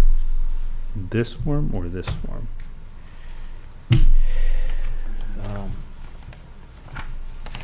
We'll do it in this one. I'll just have to make, put the engineering ones, the capital ones, if they're in progress, we'll put them on there. If they're not, then I'll delete them. Yeah, well, actually, having a column, that indicates it's in progress would be helpful for us to review. Right. And I think it's important, as you put together your budget and you're looking at summer maintenance, is when that budget goes in, you have to identify the roads that you want to work on in that upcoming year. Because we haven't had that, and Right. And I think that's something that we need to do. Mike, what is the difference between the 22-26 RSMS program and the roads that weren't identified in that are in the 27-31? And it says you weren't Say that able. again? What's that? Not sure what you mean. Say that again? So it says, this report included the road surface management study from 22 to 26. Right, so it's the ones But that you are, didn't, there are additional roads in the 27 to 31 right. in the report that were not included in this evaluation due to time. How many roads does that consist of? There's 25 miles of paved roads that we looked at here. How many paved roads do you have? I thought I said 30, I 30 thought. miles, right? Yeah. Right. You have a whole bunch more gravel roads too. So it's like 5 miles of roads. They're on further out years. So the one, if something here says 2025, I took the 2022 from 2021 and moved it up to next year. Okay. So this is kind of a looking forward document, not talking about what he's doing this year. So it's moving forward, so. I mean, would it be helpful if we had a kind of a list for crack sealing, a list for capital project and this, to separate them out? Because it seems like we're maybe combining them all into one thing here. It's nice to have one priority list, but they're three really different things. Does it make sense to separate them out? He could easily do that for you. It wouldn't be hard. I think it would make much more sense to separate them out, because there's some things that you can just kick off real quick, like on the crack sealing. Yeah, if we find $5,000 worth of budget, we know it's gonna cost that, we say, So next year, when when the budget comes in and you're starting to develop your budget in crack sealing, we can look at that and say, yep, that's this road, this road, this road, and this road that we're gonna try to knock off this year, being a higher priority versus a lower priority. And then the same with top coating, or same thing is create your priority list and let's work down through those as we move forward. Then you're obviously gonna have your capital projects, which we've got to identify as well and put money aside. And I mean, I know they're a moving target based on the weather conditions that we experience here. And instead of really labeling a road, is we have our priority list and putting money into CIP for road infrastructure and rebuilds. And then we identify those roads as we move forward in budgeting for that purpose, because we've never really had a systematic approach on how we're going to do the different phases of the reconstruction here. But I think it would be helpful to segment them out in the different classifications of what has to be. Really just those three are the big ones, I think. Yep. Maybe break it down more than that, but then it gets more confusing than anything else, so. Yep. And you can look at your capital projects and prioritize those, and look at your paving, your basically road reconstruction and paving, prioritize those, and crack sealing another thing. And then you pick where you need to go, and it's a moving target. Who knows what next year's gonna bring? If another road completely fails, then we have to address that, but at least we have a product that we can work from now and continue to keep updated, and something that substantiates the budget requests that we put forth. yeah, and it's something that we can share with the residents so they can understand what our priorities are and why they're priorities. Agreed. It would make this department's life a lot easier too. Separate the crack sealing and the capital projects, and then all the maintenance ones, and then it just makes it easier. And we can do that. Make that work for you. If that could be done and then resubmit that, Joe, would be helpful. Okay. We'll do that right away. Won't take long. Well, it sounds like our target's not quite as moving anymore, that we're actually getting some, a little more credible, I like, mean, it feels moving. a little bit, but it was like horribly moving before. There wasn't any structure to it. And, I'm not stating the obvious, or I am. It's a combination of, obviously money's the hugest, it's gonna be the driver of all of it. So yeah, we're gonna take off this crack ceiling, but that's still coming out of the budget. Yeah. So where does it all, Well, hopefully crack sealing prevents larger expenses. Sure, but that doesn't affect, I mean, it's still $100,000, which is, what our PO So- tonight is. But once we catch up with all the crack sealing, it should be lesser amounts going forward, right? We'll just address the problem areas and, It doesn't fix the road, but it does extend the life of it. yeah, and that's the goal. Right. But it'll certainly Shimming, delay shimming other does the things. same. Shimming does too, that's right. But it will delay other, I'm not trying to complicate an already complicated. Yeah, you are. I am, it is, it's hard to wrap your head around, because it is always, I would imagine if you came here every 3 months, something's gonna change. Beach Hill just washed out because X, Y, and Z happened. Well, Use if all the Beach Hill ships. washes out because of a flood, maybe we get federal assistance. 3 years And Mike, in the you'll break that making. out into 4 categories? We'll break it out into full reconstruction, reclaim, repave, shim and overlay, and crack sealing. Good. I was thinking more of capital projects, and then all road reconstruction together, and then crack sealing. So I can break it capital up whatever you projects, want, but capital projects, I look at full reconstruction. what's that? Capital projects, I look at as full That's reconstruction. true, yeah. And everything else is either, reclaiming and repaving, and then the third category is crack sealing. Is there a fourth category I'm missing, or? So you're saying reclaim, repave, shim, and overlay in one category? Yes. Okay, all right, So, yeah, it's 3 basic categories. okay. And if you want it broken down further, you can certainly do that, but they're all kind of, I think that's fine, they're both sort of roadway repairs as opposed to capital projects. okay. Mike, the costs that you see on this sheet here that was put together, are those costs that were in the report itself? These are costs that you came up with during calculation, because I just had to go look at Highland Street real quick. They're different, I know. Yeah, a lot, How less? like half. We have 600,000 here on this sheet. The mill and overlay only over here is 1.2. That's a lot.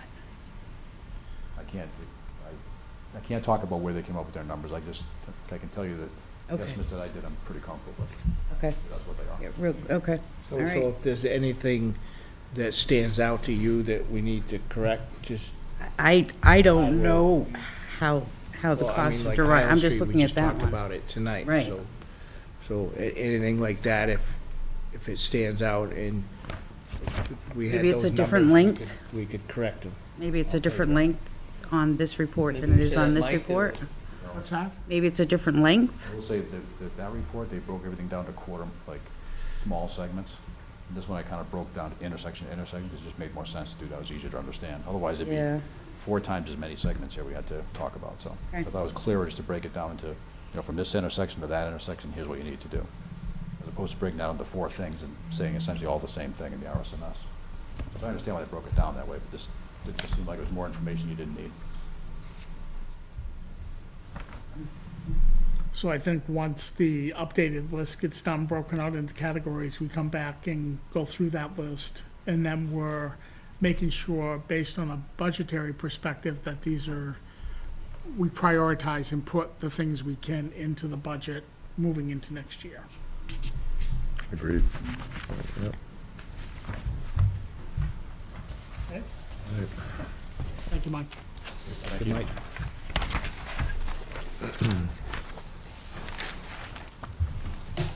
Okay. You want to do your PO as well, or No, don't forget about the appointment. No, I see that, but, Why don't we do that? You should do the appointment. Yeah, it'll be quick. well, you don't think it's PO? What?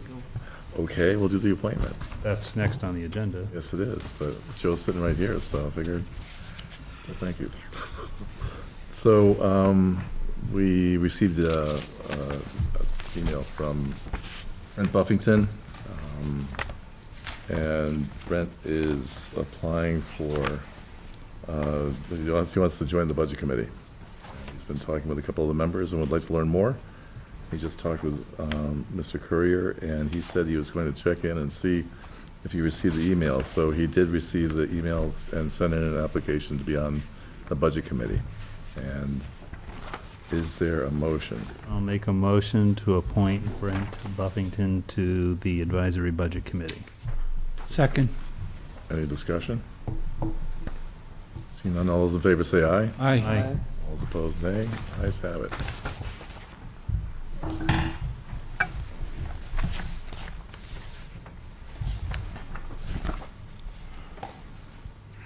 So was that yours? Yep. You can keep that if you want. Do you have a couple copies, or is this, you have a copy? I have a right? copy and that copy. Do you need I one? have copies, so if you want that, you can keep it, or not. Yeah, Thank you. let's take a picture of it, but anyway. Is it gonna go back this way, or should, What do you got? I want a The signature. appointment? Yeah. It'll come back this way. Come back this way, and I will hand it over. Just like, So what Joe handed you guys, he handed the board earlier, can I just make copies and email them out to the board members? oh, Yep. Is that all right? There you Yeah, go. that'd be good. I have copies if You you didn't want. get one either, did you? No, there was only 2 copies that he had. I got more if you want. That's all right, So we'll go email them back to out, Ted. and then they don't have to it have. does. I was back to Ted. You what? Pass it back to Ted? Yeah. You need direction I do. over here. I appreciate that. Thank you. Thank you. All right. We have a PO. We have, Highway Department, Emerson Street, Beach Hill, and Claybrook Road. So do you want to describe what you're doing here? So this is out of my regular working budget. And these 3 streets, as far as I could take the money, it actually uses my whole road construction budget to do three of these. And these are not even, for Claybrook's a complete road. But Beach Hill and Emerson are just sections. So the money doesn't go as far as it used to, but this is the money in that budget, so that's what I'm proposing. so these are all basically shims of sorts. Yes, right. And why Claybrook was chosen is because it will not, I won't be able to plow it come winter. It's that bad a shape, so we're gonna do an overlay so we will be able to maintain the road. And, assuming this is all done, how long does this buy us? Well, Emerson Street until we complete until 2027. And then Beach Hill, that should, you're roughly looking at, 9, 10 years for that section in Claybrook. Because of the underlying conditions, I figure you're gonna get 6 or 7 years and then possibly have to put another layer over it. Okay.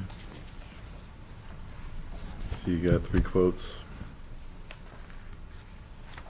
It did go out, received 3 quotes, and Porter came in at the $90,180. The other 2, R&D and GMI Asphalt, came in much higher than where Porter came in. And I will say the streets that have been overlaid over the last year that I've been in this position have really held up nicely. Avery's one of them, Pleasant's one of them, and there's others that if you drive across those today, they're still in really good shape and holding up. And Porter did those. What's that? And Porter did those, the ones. No, not all of them. It's whoever Lowest bid. comes in. I mean, Lowest I think all 3 companies are equal Okay. too, Gotcha. but Porter does a nice job as well. I've had experience with Porter. They do excellent work. Okay, I'll make a motion to approve the purchase order for paving of Emerson, Beach Hill, and Clay Brook for a grand total of $90,180. Okay, is there a second? Second. Any discussion? All those in favor say aye. Aye. Aye. Aye. Very good.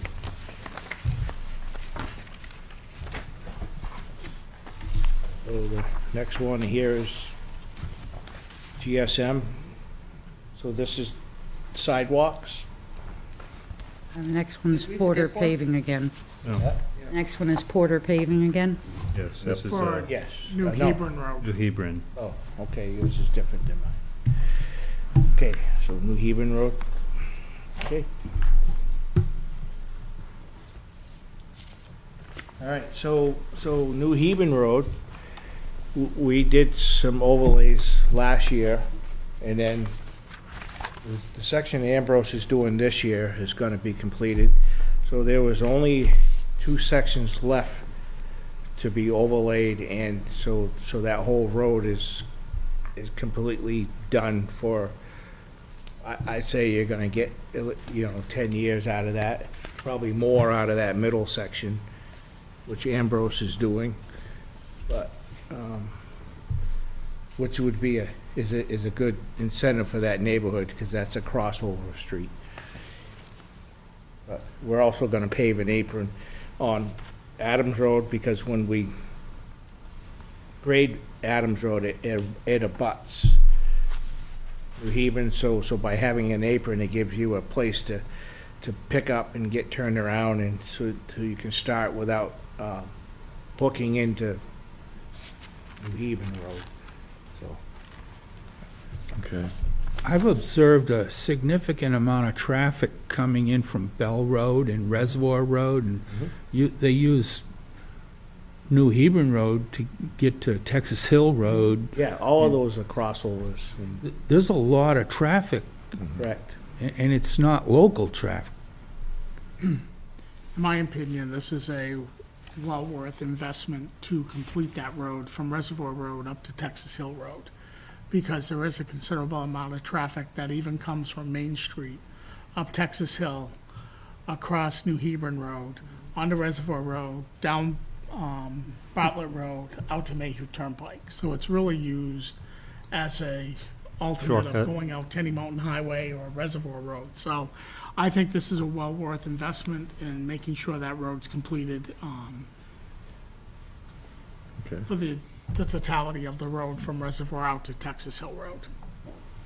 Not specifically tied to this particular paving, but, you've given us estimates on how long you think that patch, fix, whatever is going to last. Should we be tracking that someplace so that we have a better idea of what might be coming up in the future?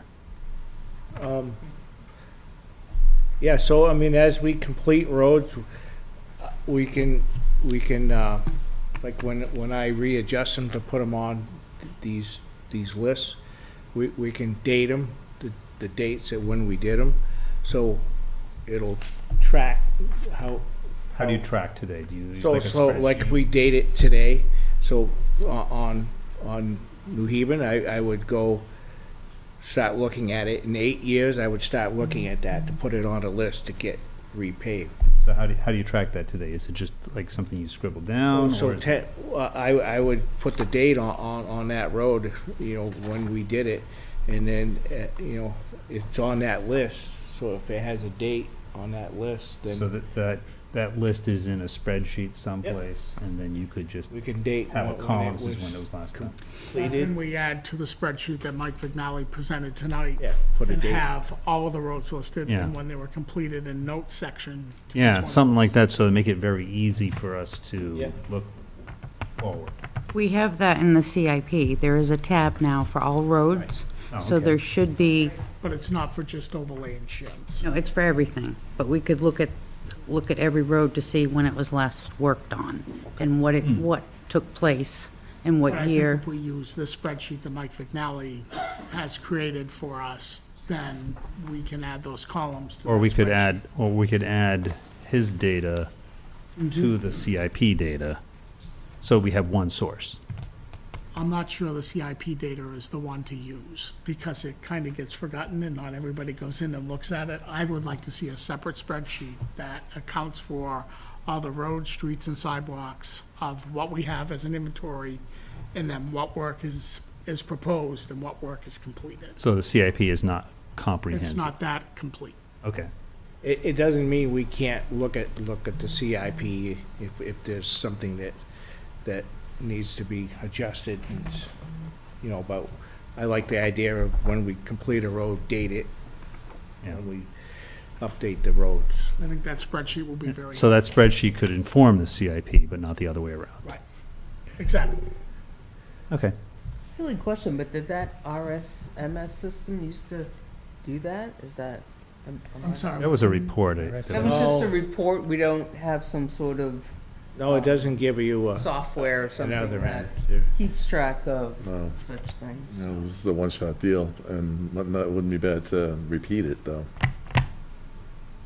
If you want to write some software to sell to the On town, my slow months, I wouldn't December. So on that RSM, there is some software and a program, and we funded to buy 2 of those tablets, and so we're trying to get the help enough so we can send a couple of guys to these classes to start programming all this stuff in that data, so like if you go out and look at a road, all that stuff's right there. Right. But it's a work in progress. We have the tablets, and now the courses for that aren't until late fall or early spring. That's how full up those classes are. So as soon as they become open, we're gonna start training a couple of people to get those tablets up and going, so we can be on board when we go out in the public. Seems that the traffic flow is increasing all the time on all our roads. You can put up toll booths. Okay. It's great ideas, you know? What? so we ready for a motion? Yes, we are. Yes, we are. I'll make a motion that we approve the sum of $71,970 to Porter Paving for work on New Hebron Road. Okay, is there a second? Second. Any discussion? All those in favor say aye. Aye. All opposed, nay. It's the next Ayes have one. it. GSM paving.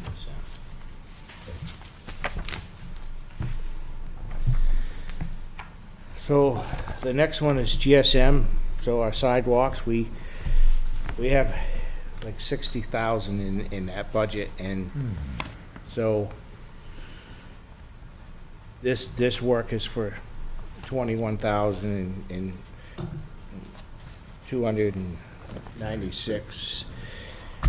So we kind of waited till all the downtown stuff is completed, so we can go in and try to clean up some of our imperfections from Yamas down to the diner, because there's a lot of areas where there used to be trees, and we're gonna do away with that.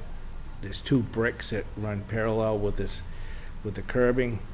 This seemed to be breaking up, and it was aesthetic before, but what happens is the salt eroded them, and they're compromised.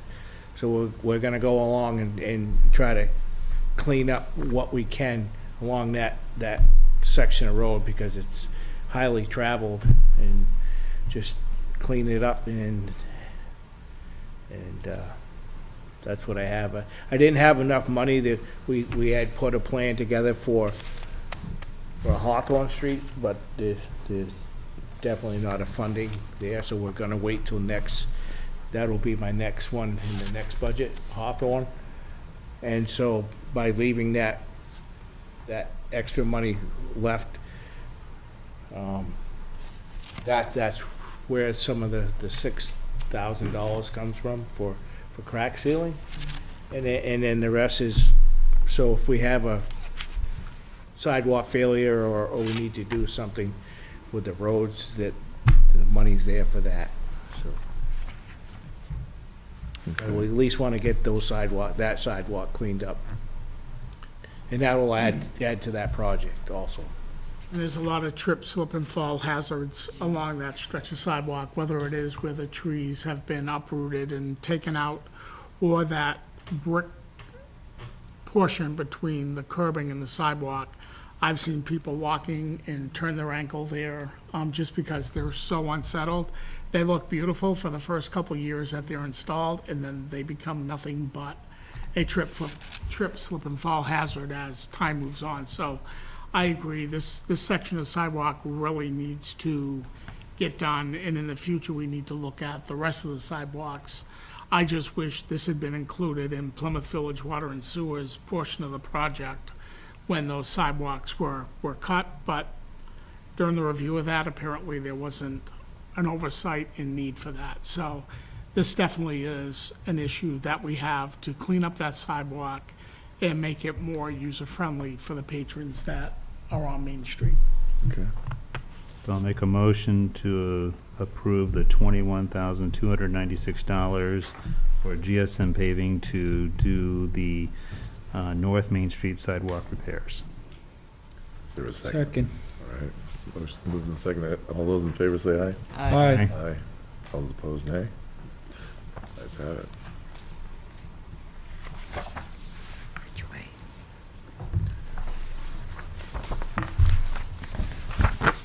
Okay, so there is a contract or proposal for Ridgeway Construction for mechanical broom sweeper. Correct. You want to describe it?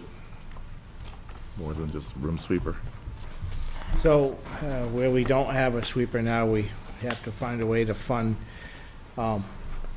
taking care of the roads the best we can, besides us doing what we can with our little sweeper, and so this was the number that we came up with, which gives you 145 hours. And so, which we try to break it up into sections to get through the season. So correct me if I'm wrong, this was in lieu of buying Yeah, a sweeper piece of yourself. equipment.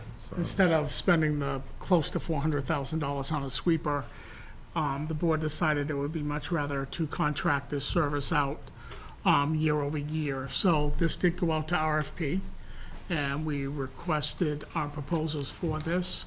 And looking and evaluating the proposals came in, this was the best option for the town.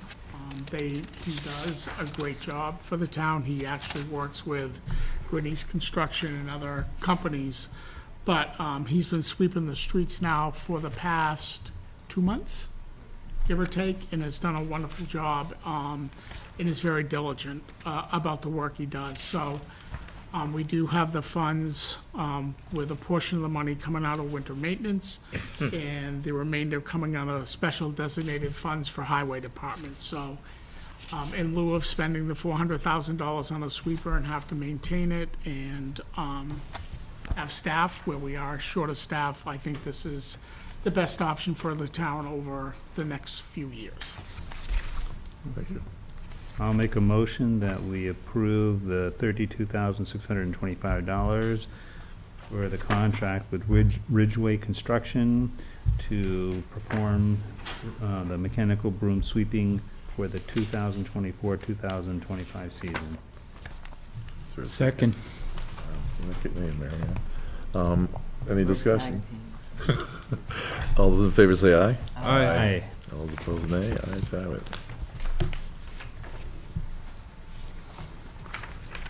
Sweeper's a high maintenance item.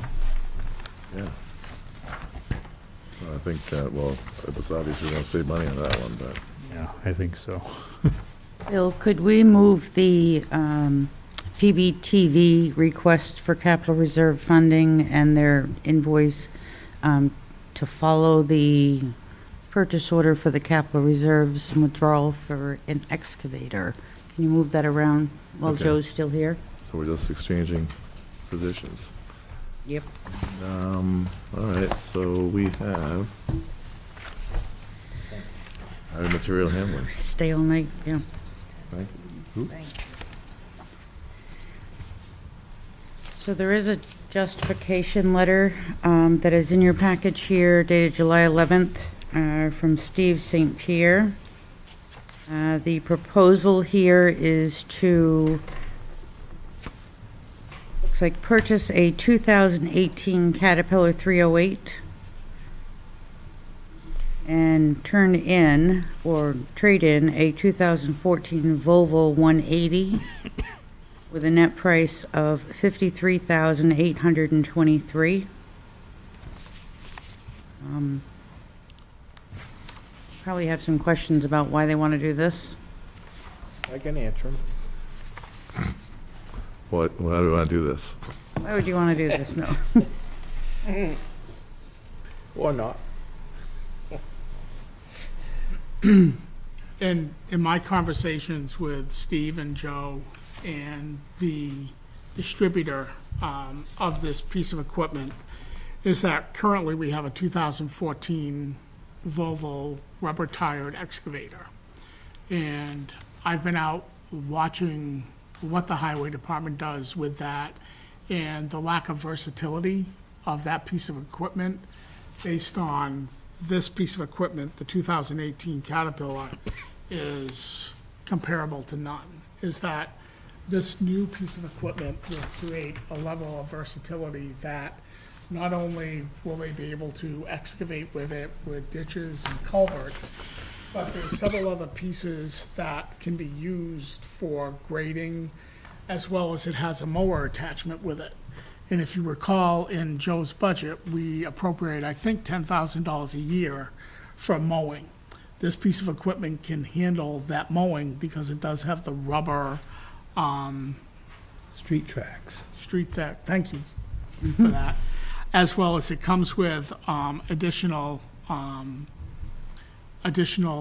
pieces that will create more versatility for the highway department.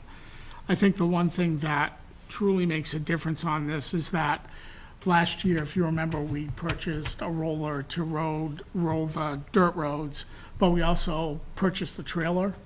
This trailer could haul this piece of equipment to the areas in town in which the work has to be done, and would provide less amount of time to get the work done than the 2014 Volvo does. That piece of equipment was good in its time and really is used for grading outside of guardrails and things like that, where this excavator will be used for specifically being able to replace culverts, will be able to do ditching. There's several other attachments that could be put on that for blowing out ditches. So I think in the long run, and looking at the year of the piece of equipment, in the warranty the company is willing to offer the town, it's a very wise purchase for us to be set in place for many more years to come without replacing another piece of equipment at full cost of $200,000 if that piece of equipment was bought new with the attachments that are going to be included. And it's more user-friendly, so more of my guys can use it. The other one, because you had to steer it, had the tires on it, like you could swing around, so a lot of times when you're driving, it's like backwards, so, because it, the way it articulates. So this is just forward, reverse, and, you know, there's less thought process, and the machine's half the size, so you don't have to worry about a lot of the wires, and you can sit in your own lane instead of half out in the other lane of the road, and just better safety-wise. Okay. In order to pay for this, we discussed, because we didn't have any funding in the budget for the additional $53,823. We're asking the board as agents to expend to make a motion to approve a withdrawal and expenditure to add to this year's budget in the amount of $53,823, and that money will come from the Highway Material Handling Capital Reserve Fund. Okay, what's the, is that, okay. What's the trustees of the trust fund? Capital Reserve Fund. Okay. It's the same all right. thing. Okay. Yep. So, I'll make go for it. motion. I- I'll make, Oh, go ahead. I'll make a motion to take $53,823 out of the Capital Reserve Fund for the expenditure and purchase of the to Chadwick Burroughs for a 2018 Caterpillar excavator 308 as described in the purchase order. Second.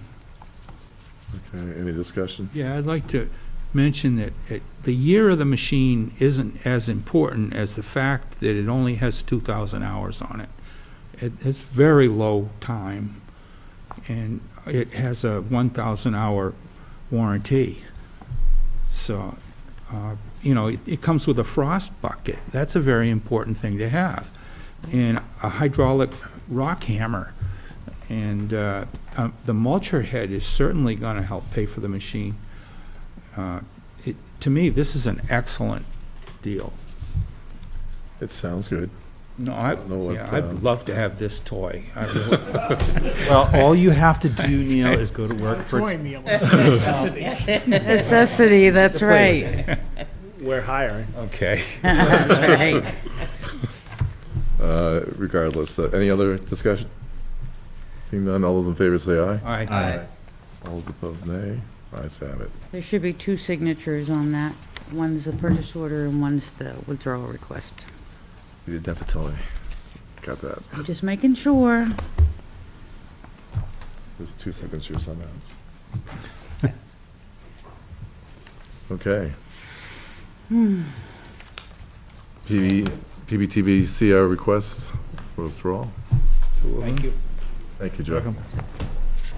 So when we put the budgets together for the 24-25 fiscal year and we went to town meeting, we were not quite sure what we were going to do with the studio cameras. So at that time, we put funding into the capital reserve. But since that has taken place now, and in the CIP, we do want to purchase those cameras. So the request here is to have the board make a motion to withdraw and expend in the amount of $7,378.55 from the PBTV Equipment Capital Reserve Fund to expend from that capital reserve for the purchase of the 3 Blackmagic studio cameras and associated equipment.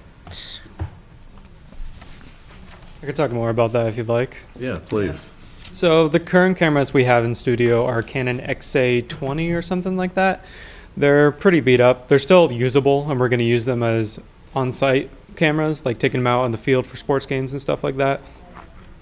But they're the only cameras we use right now, so they're constantly switching between studio space and like football fields and stuff like that. So it's not that great for them, and it's a bit cumbersome to keep moving them around. These are a lot higher quality cameras. I think they shoot up to 4K, and overall, they're meant for stuff like this. They're meant to sit in one spot and never be moved. So it just works better for us. Sounds great. Is there a motion? I'll make a motion to allow a withdrawal and expenditure in the amount of $7,378.55 from the PBTV Equipment Capital Reserve Fund to be expended for the purpose of purchasing 3 Blackmagic studio cameras and associated equipment. Is there a second? Second. Mary Ann's on strike. All those in favor say aye. Aye. All those opposed, was there any discussion? I think it was all good, so.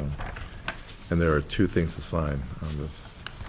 Yes, because we're doing 2 things. I have to confirm that with Ann. All right, can I throw something at him now?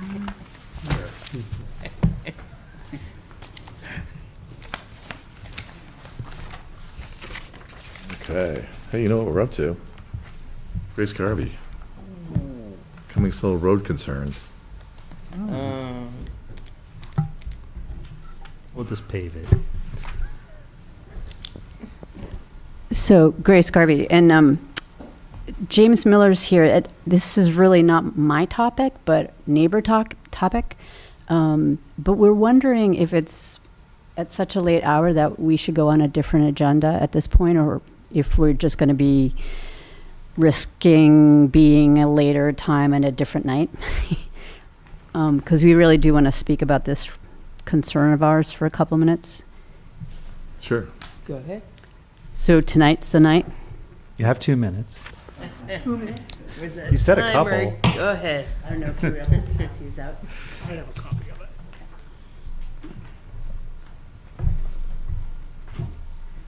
So we're here with regret to talk about number 74 Cummings Hill Road. And even though it's just James Miller and I here, James kind of lives on one end of the spectrum from this particular house, and I live on the other. There's a lot of neighbors in the neighborhood who threw out reasons why they're concerned about this property, and that's a collaborative list of the things that we heard. We know the town and the state is aware that there's stuff going on there that's, maybe nefarious and concerning. We know that it's sometimes some of these issues are civil in their disposition, but we do just want to come in front of the board and say, is there anything we can do? What's going on out there? We're concerned, we're inconvenienced, we're afraid. So that's why we're here. And I don't know if James has anything else he'd like to say. There might be some people on Zoom too. I don't know if they gave up on us or not. Yes, James Miller, and I'm in a butter to this property. And first of all, I want to thank Scott and the police department and whoever else has been out there, because I know this is not the first time you're hearing about this, and there have been efforts to rectify the situation, and we appreciate that. We really do. And I know it's very hard to balance individual rights with public concern. And so I don't in any way want to claim that this is an easy matter to address, but I think from my perspective, I just want to make sure that it is being addressed in a way that reflects the fact that it is located outside of town. I mean, I think if it were in town, it would be much more public, more people would be aware of it, more people would be voicing their concerns. But for those of us who live there, it's sort of our downtown, if you will, and we have to look at it every day and deal with its impact. And I understand priorities, but I want to make sure that it stays on the radar, and that if there are ordinances that are being violated, that they're being held accountable for those violations. And I know that takes time, because people, and rightly so, should be given time to rectify any kind of violation. But I guess we're just a little curious about what is being done, and as Grace said, is there anything we as neighbors can do? I don't think anybody wants to put people away, and it's not so much a matter of get rid of this, it's more a matter of what can we do as a community, both as a government and as concerned citizens, to improve that situation. And so we just wanted to have some dialogue about that. Well, the list of items, I mean, you've been to Pete, I mean, you've talked with Alex and stuff in the past on this? So I can give a synopsis on it, is that the list is pretty thorough. I will tell you that that is a target of many investigations. I can tell you that there, as of the last arrest on July 8th at that location, there were no drug manufacturing on property, although there were drug arrests on the property, and those individuals are continued to be incarcerated at Grafton County House of Correction. I can tell you that the zoning violations, as outlined in the zoning ordinance, have all been addressed. Tom Newcomb, the code enforcement officer, has issued letters to the individuals, but as with any zoning violation, the first letter is issued 30 days. The second letter is issued 60 days. We're coming up on a point where we will start litigation through the town attorney's office, Attorney Radigan, at the district court level. I can tell you that from a health perspective, the health officer, Tom Morrison, the fire chief, and the deputy health officer, Kevin Pierce, the deputy fire chief, have been out there to evaluate any health concerns. They've been working with New Hampshire Department of Environmental Services with regards to, I can't go into detail what those items are, but currently there are no health violations on that property as it sits today. There, like I said, there is litigation in place, and there is continued investigation and surveillance of the property that takes place. Thank you. That's helpful to know that what's going on and what steps are being taken, because one of the problems that I've seen over the years is that as people might be arrested and even incarcerated, there's a fresh group of people that come to live. And so it's not like the process of whatever goes on ends, even if there's been an arrest, and there's nothing anybody can do about that. I mean, people can come and live there, and if they have permission, I'm sure that's legal. But it does keep everything going in spite of the arrest, and that makes it hard for you folks to... You are absolutely spot on, is they move from town to town, house to house, location to location. And that's why I say there is continued investigation that takes place. It would be nice if we could rid that property of all drug issues that happen there. But as you stated, they come and come back and come from different places. That's why the continued investigation. I don't know how many arrests have been made at that house over the last 2 years that I've been in this position. There's been several arrests. And it's just unfortunate that the criminal justice system allows them back out after some of the situations that they've been arrested for.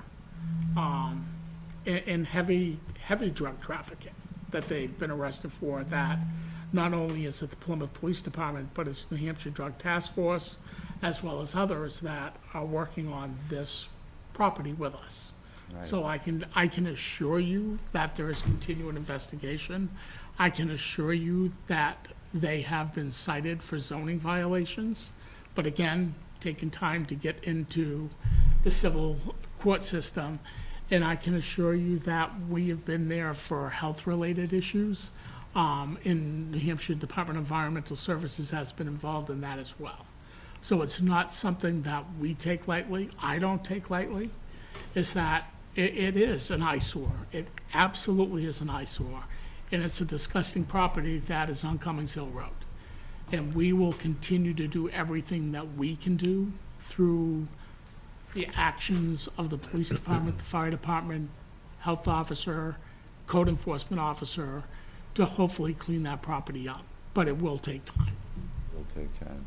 And again, and I don't know what this could be, but if there's anything that we as neighbors and citizens can do to support those efforts, I just feel like we have an obligation not only to sort of complain about it, but we also have an obligation to do what we can to help out. And if there is anything, I'm sure we as a group would be happy to participate. I would say there is something. And it's very basic and it's very elementary, is that if you see something, call. Call the police department. I know that there's a group of us meeting later this week, and I will make sure they're aware that seriously, that's the best thing you can do. If you see something suspicious, call.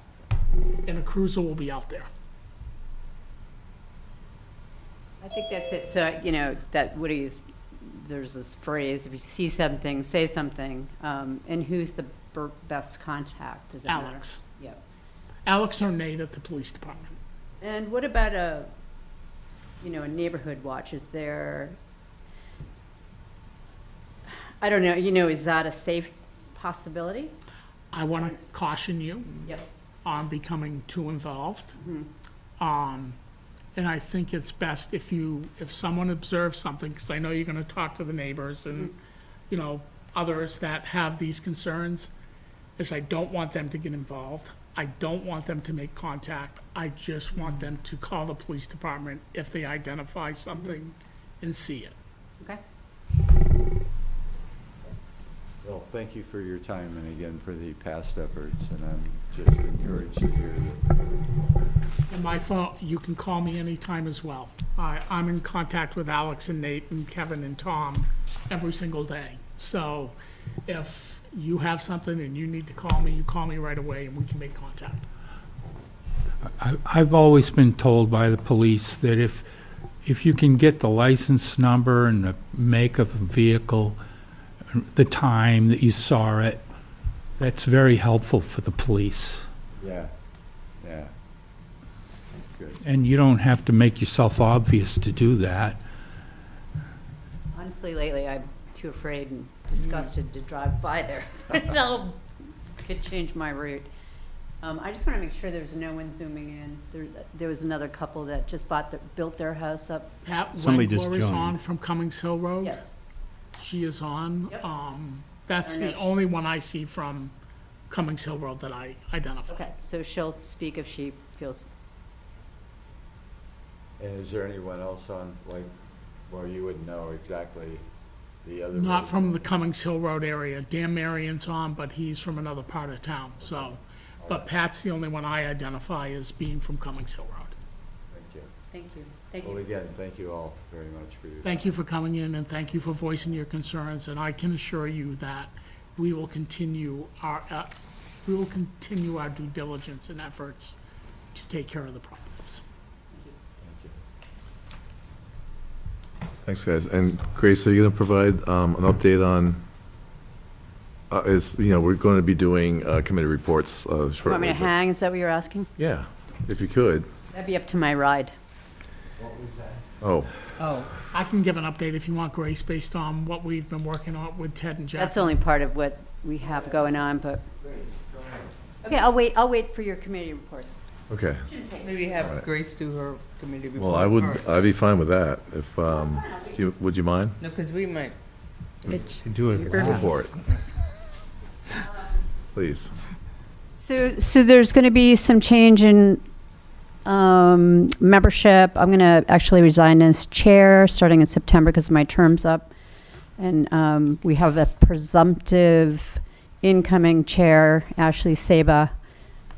But we're going to have to vote through that process in September. And then we have a new member coming on, Phil Lemeroux, but we're going to go over the appointment, his appointment, and then what I'd like to do is step into a role as an alternate. And then there's 2 people renewing their membership. So all that will come in front of you on August 26th, and which happens to be my birthday. So I get to be here with you. I'm sure we'll I don't know why I just celebrate. thought of that. Happy birthday. And solar the solar panels, they're done. We're waiting for switchgear and the transformer.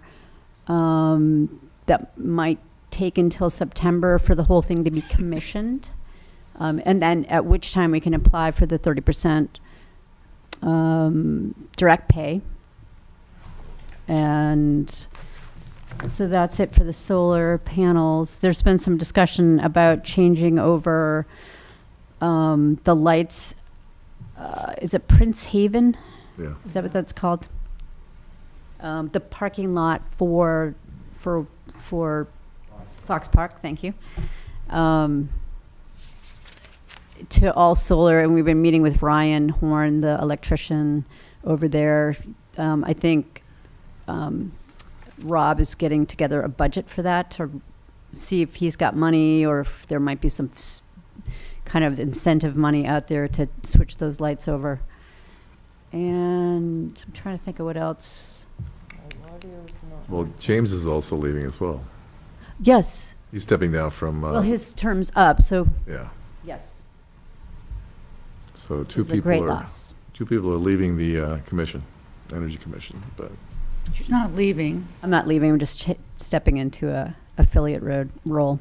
Okay. Alternate. I've asked, and we've talked about with the PEC that I remain the primary contact for the PE project out on Quincy Road because it kind of makes sense to keep that continuity. And I think the PEC supports that, the other members. So I'll be that primary contact between Tad and Barrington and Scott and Ann. I can't think of anything else. When's your birthday? 26th. Thank you. You've done a Have it on terrific record. job, Grace. Thank you. Yes. Thank you. I'm dog with bone. I can't think of anything else. There's the update. Oh, EV chargers. I'm sorry. But Scott, you went over that in Yes. his report. And so Ashley and I are going to meet with Scott to talk about how we as a commission, can support that. And I think the next effort on that is getting community support letters from Plymouth Area Renewable Energy, from the Energy Commission, easy. from the Board of Selectmen. I think that's our next phase in this process, in getting those letters of support in. Mm-hmm. Okay. Great. Thank you. Thank you. Thank you. So we're now Ian, going do you to, have access to the chat? Or- No. So there's that Pat Wangler? Yeah, Well, she just had a comment. She or left a something. message. Oh, okay. okay. Thanks, sorry. All right, now we're going to review and approve the town's revised credit card use and purchase policy. Ann, you want to lead that off, or So the policy that you have here, I think was the initial policy that was adopted in 2007 and revised in 2020. It's recommending from Scott, some things that we've added here is tell the supplier merchant that the purchases will be made using a credit card issued by the town. Inform the merchant that the purchase is tax exempt, and use of credit cards shall only be used when no other means of procurement is possible, such as invoicing and payments through normal accounts payable process. So those are just a few items that, after Scott reviewed the policy recommending, and there's just a couple words I'd like to change under scope. It should say the town manager or finance director. I didn't catch those when they first came through, sorry.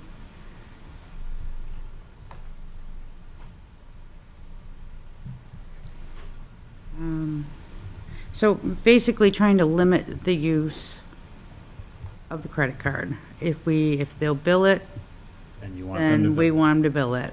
We want to make sure that we're not being charged taxes. We have people that go, over to Vermont occasionally, they go over to Farmway, make sure that there's no taxes associated with some purchases from there. you don't have a problem with that? That's usually a hard time to argue with, but really? Okay. Who has a credit card, or is it like department heads? Every or- department head, Police department. Who has every department head? every We have a number department. of credit cards out there, and we've really tightened the usage of that. The expenses on the credit card have cut considerably since we've implemented our procurement policy. But this is another area that I don't think, as good stewards of town money, people are asking to assure that if we get the tax exempt status, we should be asking for it every time we make a purchase. As well as, I really am a firm believer in procurement that invoicing is much better than simply using a credit card, because it's an easy use of access of town funds. And there's been several occasions where I've had to talk to department heads about purchases that have been made on a credit card, because it's easy, it's quick, and it's done. So I think adding these two pieces to the puzzle make it a little bit more direct. It makes it a little bit more, from a procurement policy, to be able to have oversight over what is and isn't charged. Sounds good. Do we have a zero balance on our credit card? Do we have a zero balance? Yes. Do you We them pay it off off every month, yes. Okay, so there isn't, okay. Yeah. So I'll make a motion to approve. Do you want to make the changes first, or? I'll just I'll make those, just approve it as amended, Okay. and then we'll just put it in the signature file for next meeting, All right, but we'll. Sounds good. yeah. Go for it. All right, I'll make a motion to approve the credit card use and purchase policy as amended during the session. Second. Any discussion? Seeing none, all those in favor say aye. Aye. All those opposed, nay. Ayes have it.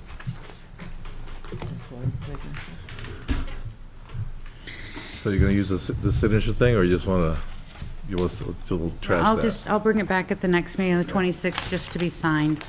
It won't be on the agenda. All right.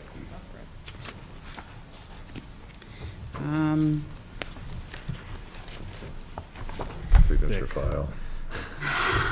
Sorry, I'll go as fast as I can go. Ready? All right.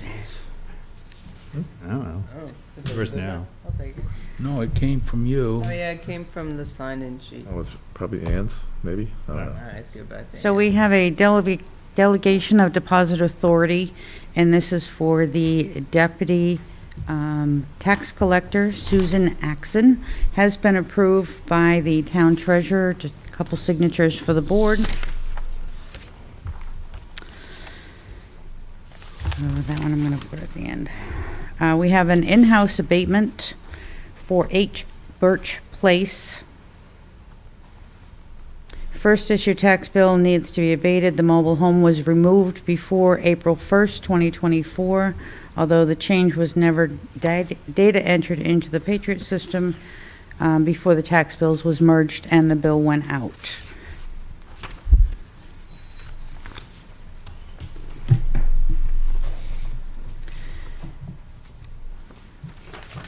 We have, let's see, what is this?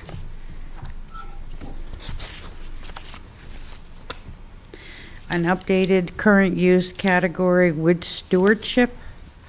This is for 85 Summit Road here in Plymouth. Oopsie. Just looking for one signature from the board.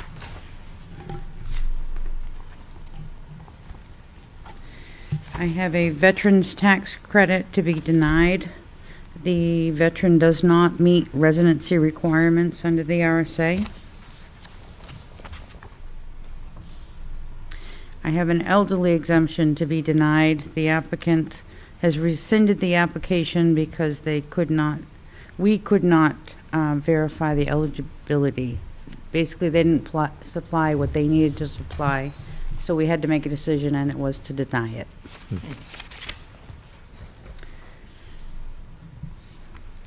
We have an intent to cut, and this is for Winterberry Lane. It's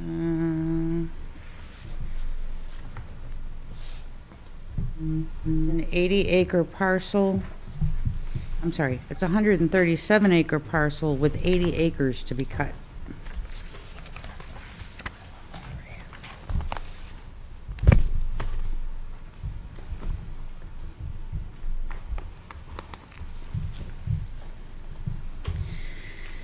The next item is another intent to cut, and this one is on Loon Lake Road, 5.75 acre lot, 1.5 acres to be cut.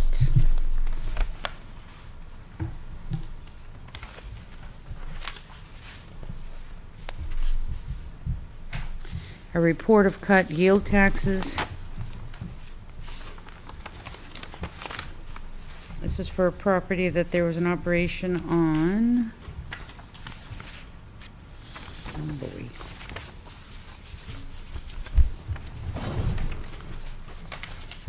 Scenic View Drive. And bill is for $154.74.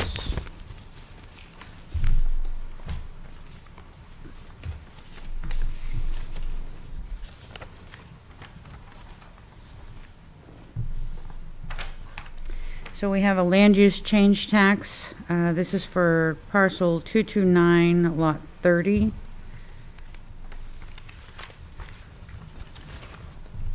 Uh, 85 Summit Road. That no longer qualifies for current use. There's a construction of a barn and now a foundation for a house on .58 acres that needs to come out of current use. The value of that .58 acres, $90,000 with a $9,000 current use penalty.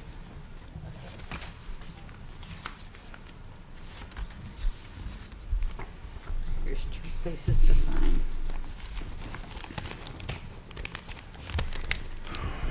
All right, so the next one is a rather lengthy land use change tax. This is an abatement application for land use change tax on Crescent Street, owned by BICO. The owner of 5 lots of Crescent Street received land use change tax bills in February of '24 for $6,500 each, based on the market value of $65,000. They filed an abatement of land use change tax on April 11th. The basis of the valuation for the land use change tax was the income approach to value, as the lots are under a perpetual lease and any purchaser would be bound by the same terms. Upon review of the documentation, the expenses were underestimated in the analysis of each lot. Our assessor has met with the owners and discussed at length the properties and the indiscrepancies of the property project on Crescent Street and Wildflower Lane.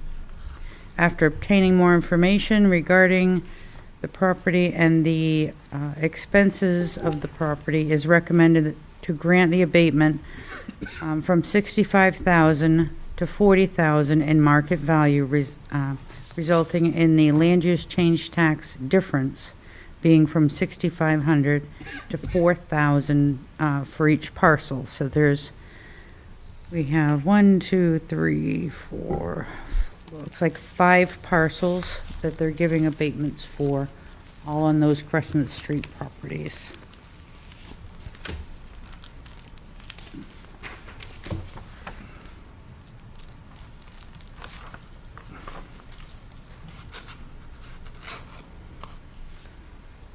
Oh, lots of opportunities to sign. That's it? Yeah, I'm done. Thank you. Wow.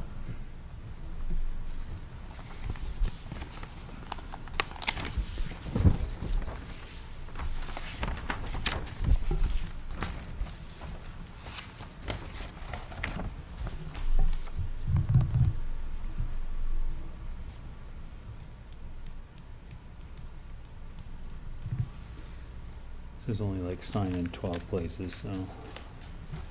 Well, she had them all on the left-hand side, and I had to move. Because she's left-handed, so. I was like, that's not gonna work. That's it. Find a new person, right-handed only. Right, and that's what he said.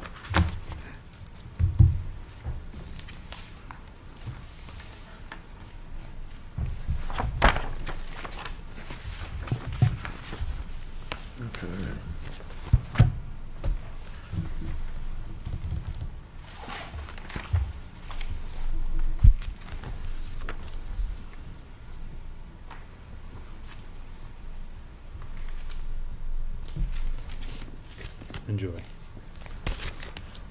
Oh, I do.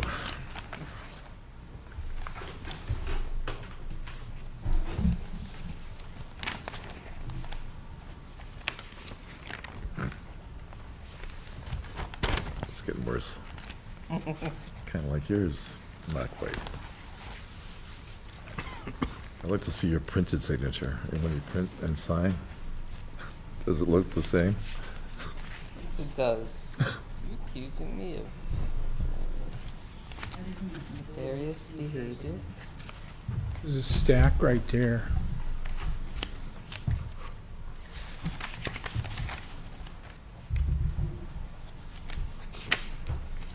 Okey-dokey.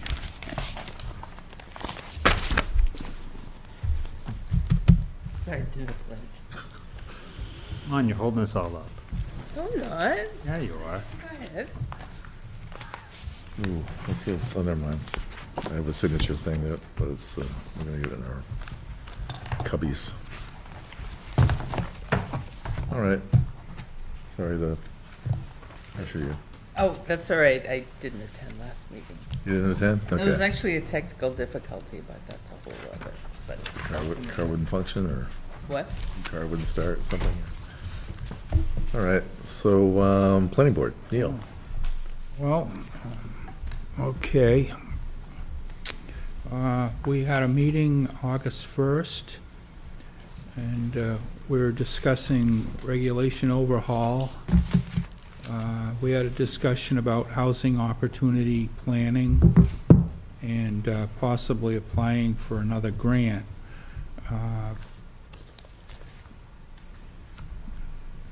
Is that for HOP? There's or a what? general consensus that there's a lack of clarity in the entire ordinance. Mike Ahern wants to serve as an alternate on the LRPC, and Zach is willing to give up his position as an alternate to Mike. There was a motion by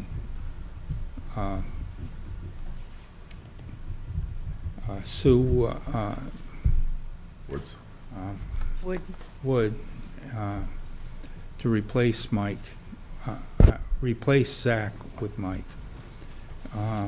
We had a discussion about the master plan and our vision in general,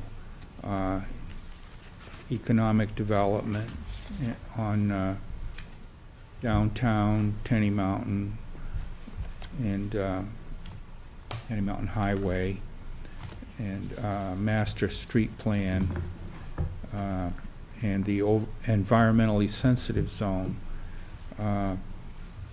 It was decided that we would invite the Conservation Commission to meet jointly with the Planning Board. We are going to meet with Judy Barrett, our advisor on the housing grant, and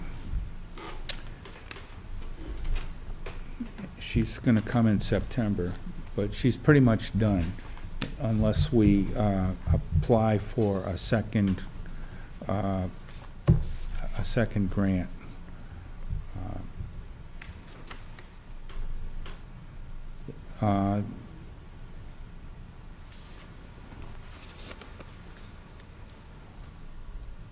There was discussion about parking legislation, which passed both the House and Senate, but as of that time had not been signed by the governor. I'm not exactly sure what the new state statute on limits on parking requirements is going to be at this time. We are beginning the process of considering warrant articles. They have to be finalized by December. One warrant article that we may consider pertains to changes in the environmentally sensitive zone. Finally, there was discussion as to whether we need to hire a grant writer to help Joseph apply for more grants. And that was the end of our meeting. I would highly encourage everybody to watch the planning board, the last one. Yeah. Do you think my report reflects what? No, it's horrible, but not your report. Well. Okay. No, yeah, I plan on speaking. You mean the planning board's all over the map right now? No, I was, I don't know, appalled. I don't know if anybody. I saw it. I didn't see it. have no words, except I'll be giving my words on Thursday. I tried to piece it together the best I could. I am, yeah. You're gonna piece together on Thursday? You're gonna go before the Yeah. planning board? We Yeah. have a meeting. Not as a Thursday. select person, but We have as a meeting You're this a coming, resident of the town, I guess, huh? as a resident of the town. I, so. like, disgusted. Can't believe, shocked. But I guess I should watch it now. housing and Yeah. that's a nice way of, yeah. But yeah, Well, housing. we want all the input that we can get from citizens. No, they don't. Well, I do. Yes, you do. Okay. Well, thank you. You're welcome. Sorry. campus- Very upsetting. Campus Community Council. I am currently in discussion with Just Do Tile. I will fully admit that I have not had time to focus on that during the summer. Oh, my God, Ted. Summer, what do you do? Can you tell me more about Boot Spur? After the meeting. Oh, after the meeting. Do we want to know? It's probably a plant you step on with your boots or something like that, or? Okay, so Plymouth School District.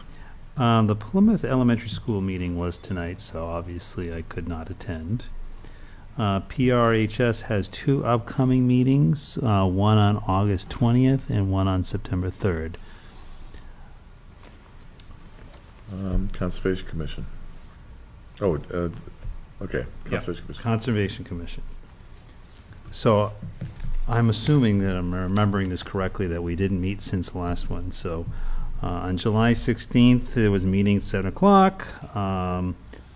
Some of the notable conversations was about their ESRI license. They know that they're consuming about 200 credits per quarter, and they will need to buy some more credits, 1,000 of them, at some point during this year for approximately $120. Oxbow project is moving along. They're very close to finish. For all I know, it might even be finished by now. Plymouth has an executive interest in this, but no direct interest. They, on the Trails Committee, they thanked everybody who attended the dedication to the bridge. And they're working on some relocation of the Walter Trail, the Ruth Walter Trail.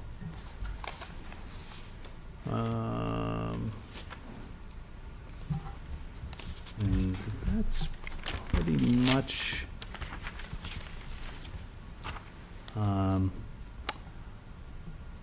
they're also working on the RFP for the NRI. They're looking to finish that off soon.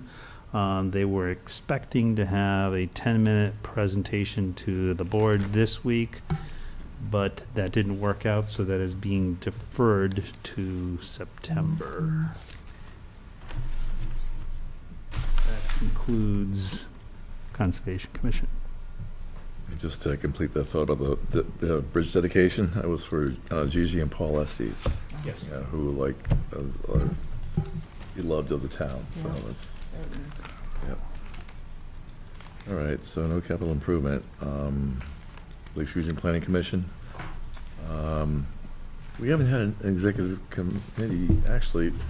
I think I saw an email lately about it because, once the fall starts kicking around, we are back on track. Do you have anything on that, or and as far as the commission meeting, I haven't been to any commission yet. Well, I've been to a couple, but it generally conflicts with like tonight's meeting. But yeah, as far as like the new executive director, I have similar feelings that our town manager has. I think we're probably on the right track, which is good. Parks and Rec. The Parks and Rec Commission met on July 29th up at the wonderful McGlone Estate, where chicken was had and a good fun time.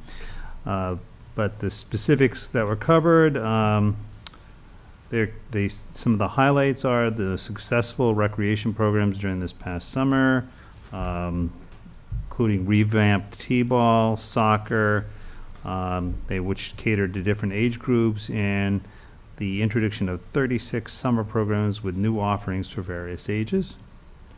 They talked about the concert series and community engagement. The summer concert series has been well attended. Rain dates and special offerings from with rain dates that they had discussed. Additionally, New Car Ford is sponsoring an outdoor movie night on August 14th, which is 2 days from now. The department reported a significant revenue increases from programs like basketball and swim lessons, along with a $4,400 budget surplus. Collaborations with local schools have also resulted in substantial savings. Future plans and goals include aligning budget items with departmental challenges, researching part-time wages, and potentially leasing a van for smaller programs. The department also aims to maintain high safety standards and effective program management.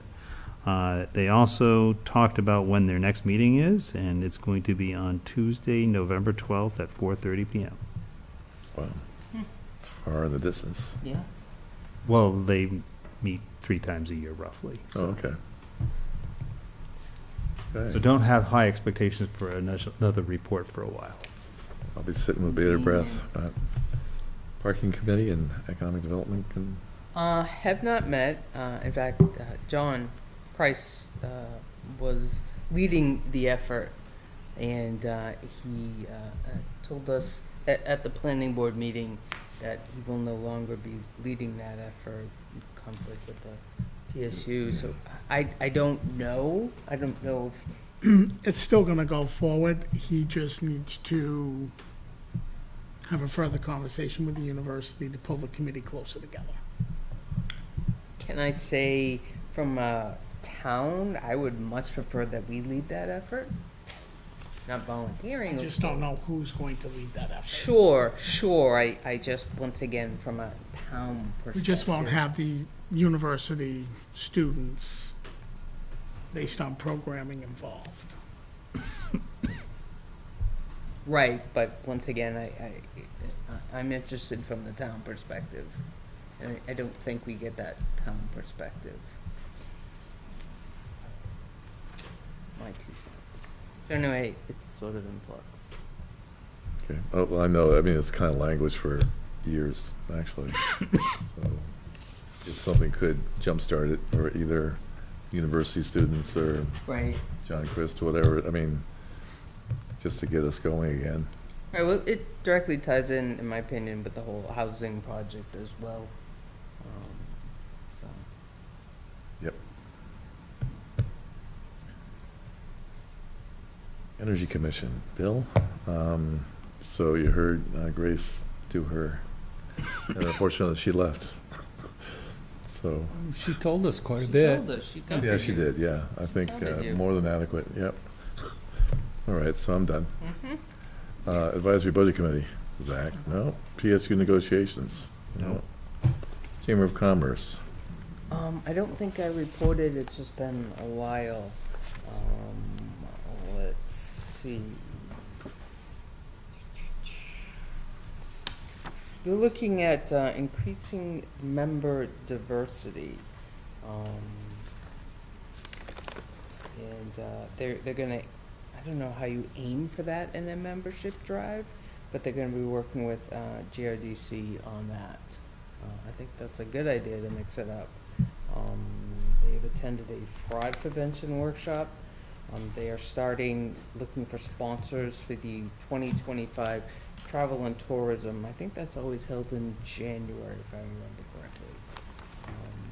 They are still trying out the Coffee with Chamber. They do a business after hours, and which is usually around 5 o'clock at night. So now they're trying something in the early morning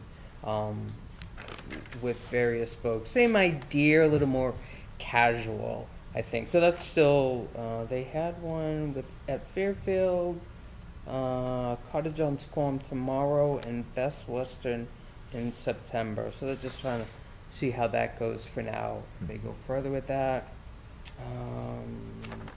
Business after hours, oh, they had, oh, it's old now. Business after hours was at Dressers, that's passed. National Night Out, that was last week. I heard that went very well attended as well. We were looking at to start a roadmap for the future. I don't know if that's a mission statement or something along those lines. Fraud prevention, budgets.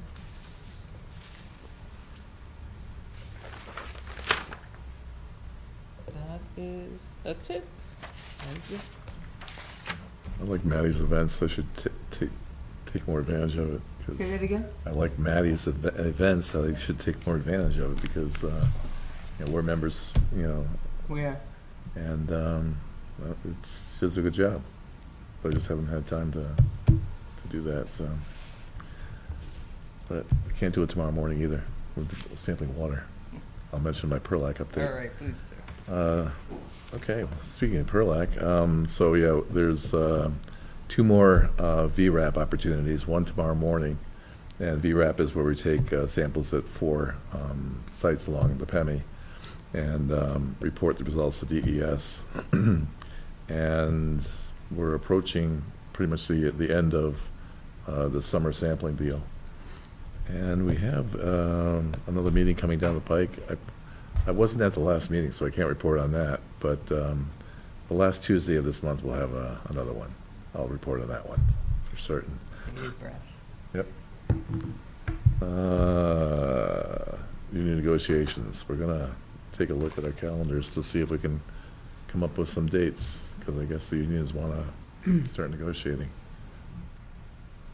And the police and fire building, I think it's next week. We have a meeting next week. A meeting next week. Okay, sorry. That's what I'm here for. Ted and I are here for. All right. Yeah, if you and Ted want to pick a few dates and times, my schedule will be available, but if you want to pick a few dates and times, so I can send them back to them tomorrow or the day after. Okay. What are they thinking? Mornings, during the week. How long? I would say 2 hours at least. In the morning. Well, like which week maybe starting? If you just give me some dates, I'll plug them in and see when they're available. Okay. Well, I won't do that right now. No, if I just need to get some dates within the next couple of days so I can respond timely. Can you do like a doodle poll or something like that? Because What's can that? you do like a doodle poll or something like that? Just If you want to set one up, sure. all right. So to include. I mean, my schedule's open. It's Okay. between you two. And I work. I work too. Oh, That is man. like every morning bad for you, or every Generally, Monday mornings are probably better. Okay? It's the length of time that often, if they're really expecting 2 hours. I would say when we get into negotiations, it's going to be at least 2, if not 3 hours. It means I'll have to take time off. All for the cause. Unless you want someone else to be that negotiator. No, I do it, but it's just it's Mary Ann's not working. Oh, sorry. I don't work. Mornings. all right. Well, let's see if we can find a Monday. Yeah, that's fine. That's fine. Okay, actually, if you want to shoot for Monday the 19th, that looks good right now. Or September 2nd. I don't know when. Is that Labor Day? Yeah, it is. Labor Day. That's You're perfect. free, that'll work. I'm free. That's I'm perfect. Labor Day. free. Actually, I should be going down to Manchester for the big Labor Day celebration, which is fantastic. They have a breakfast and. Actually, the 19th doesn't work Okay, well. because I have a hold on there because I'm doing interviews. So this is just the first union, right? This is just the police unions that they're looking at, yeah. Monday the 26th looks okay. Okay, 26th of August. Yeah. I can do the 26th. How about the 9th of September? September 9th. That's good. Good for me. Yeah, that looks fine too. Let me just give them those two dates, and I'll give them a 9 o'clock, or do you want to start earlier? Oh, let's start at like 7. It's fine with me. Yeah, well, that's Yeah. fine. It's fine with me too. Okay. 9? That's 7 or 8 or whatever. I don't. Yeah. I'll shoot for 8 and see what they say. Shoot for 6 and see what they say. I'll be here. Have a little fun with them. Tell them to bring coffee. I'm gonna bring coffee. I will let you know tomorrow. I'll send Okay. those out. Beautiful. Yep. Public. Are there any public comments? What was that, Dan? None. Dan, thanks for hanging on so long. What's It was that? either this or I would have to walk down and get some ice cream. You chose wisely. We can go there. On these nights, it should be delivered to you. Did you want to say something? On Sunday, I attended Fireman's Breakfast at the fire station, Ah, put on by the Fireman's Auxiliary, and it was an excellent breakfast. it always is. Uh, Always have to have I one. can't wait till they have another one. All right. Well, Motion yep, 2. adjourn. Second.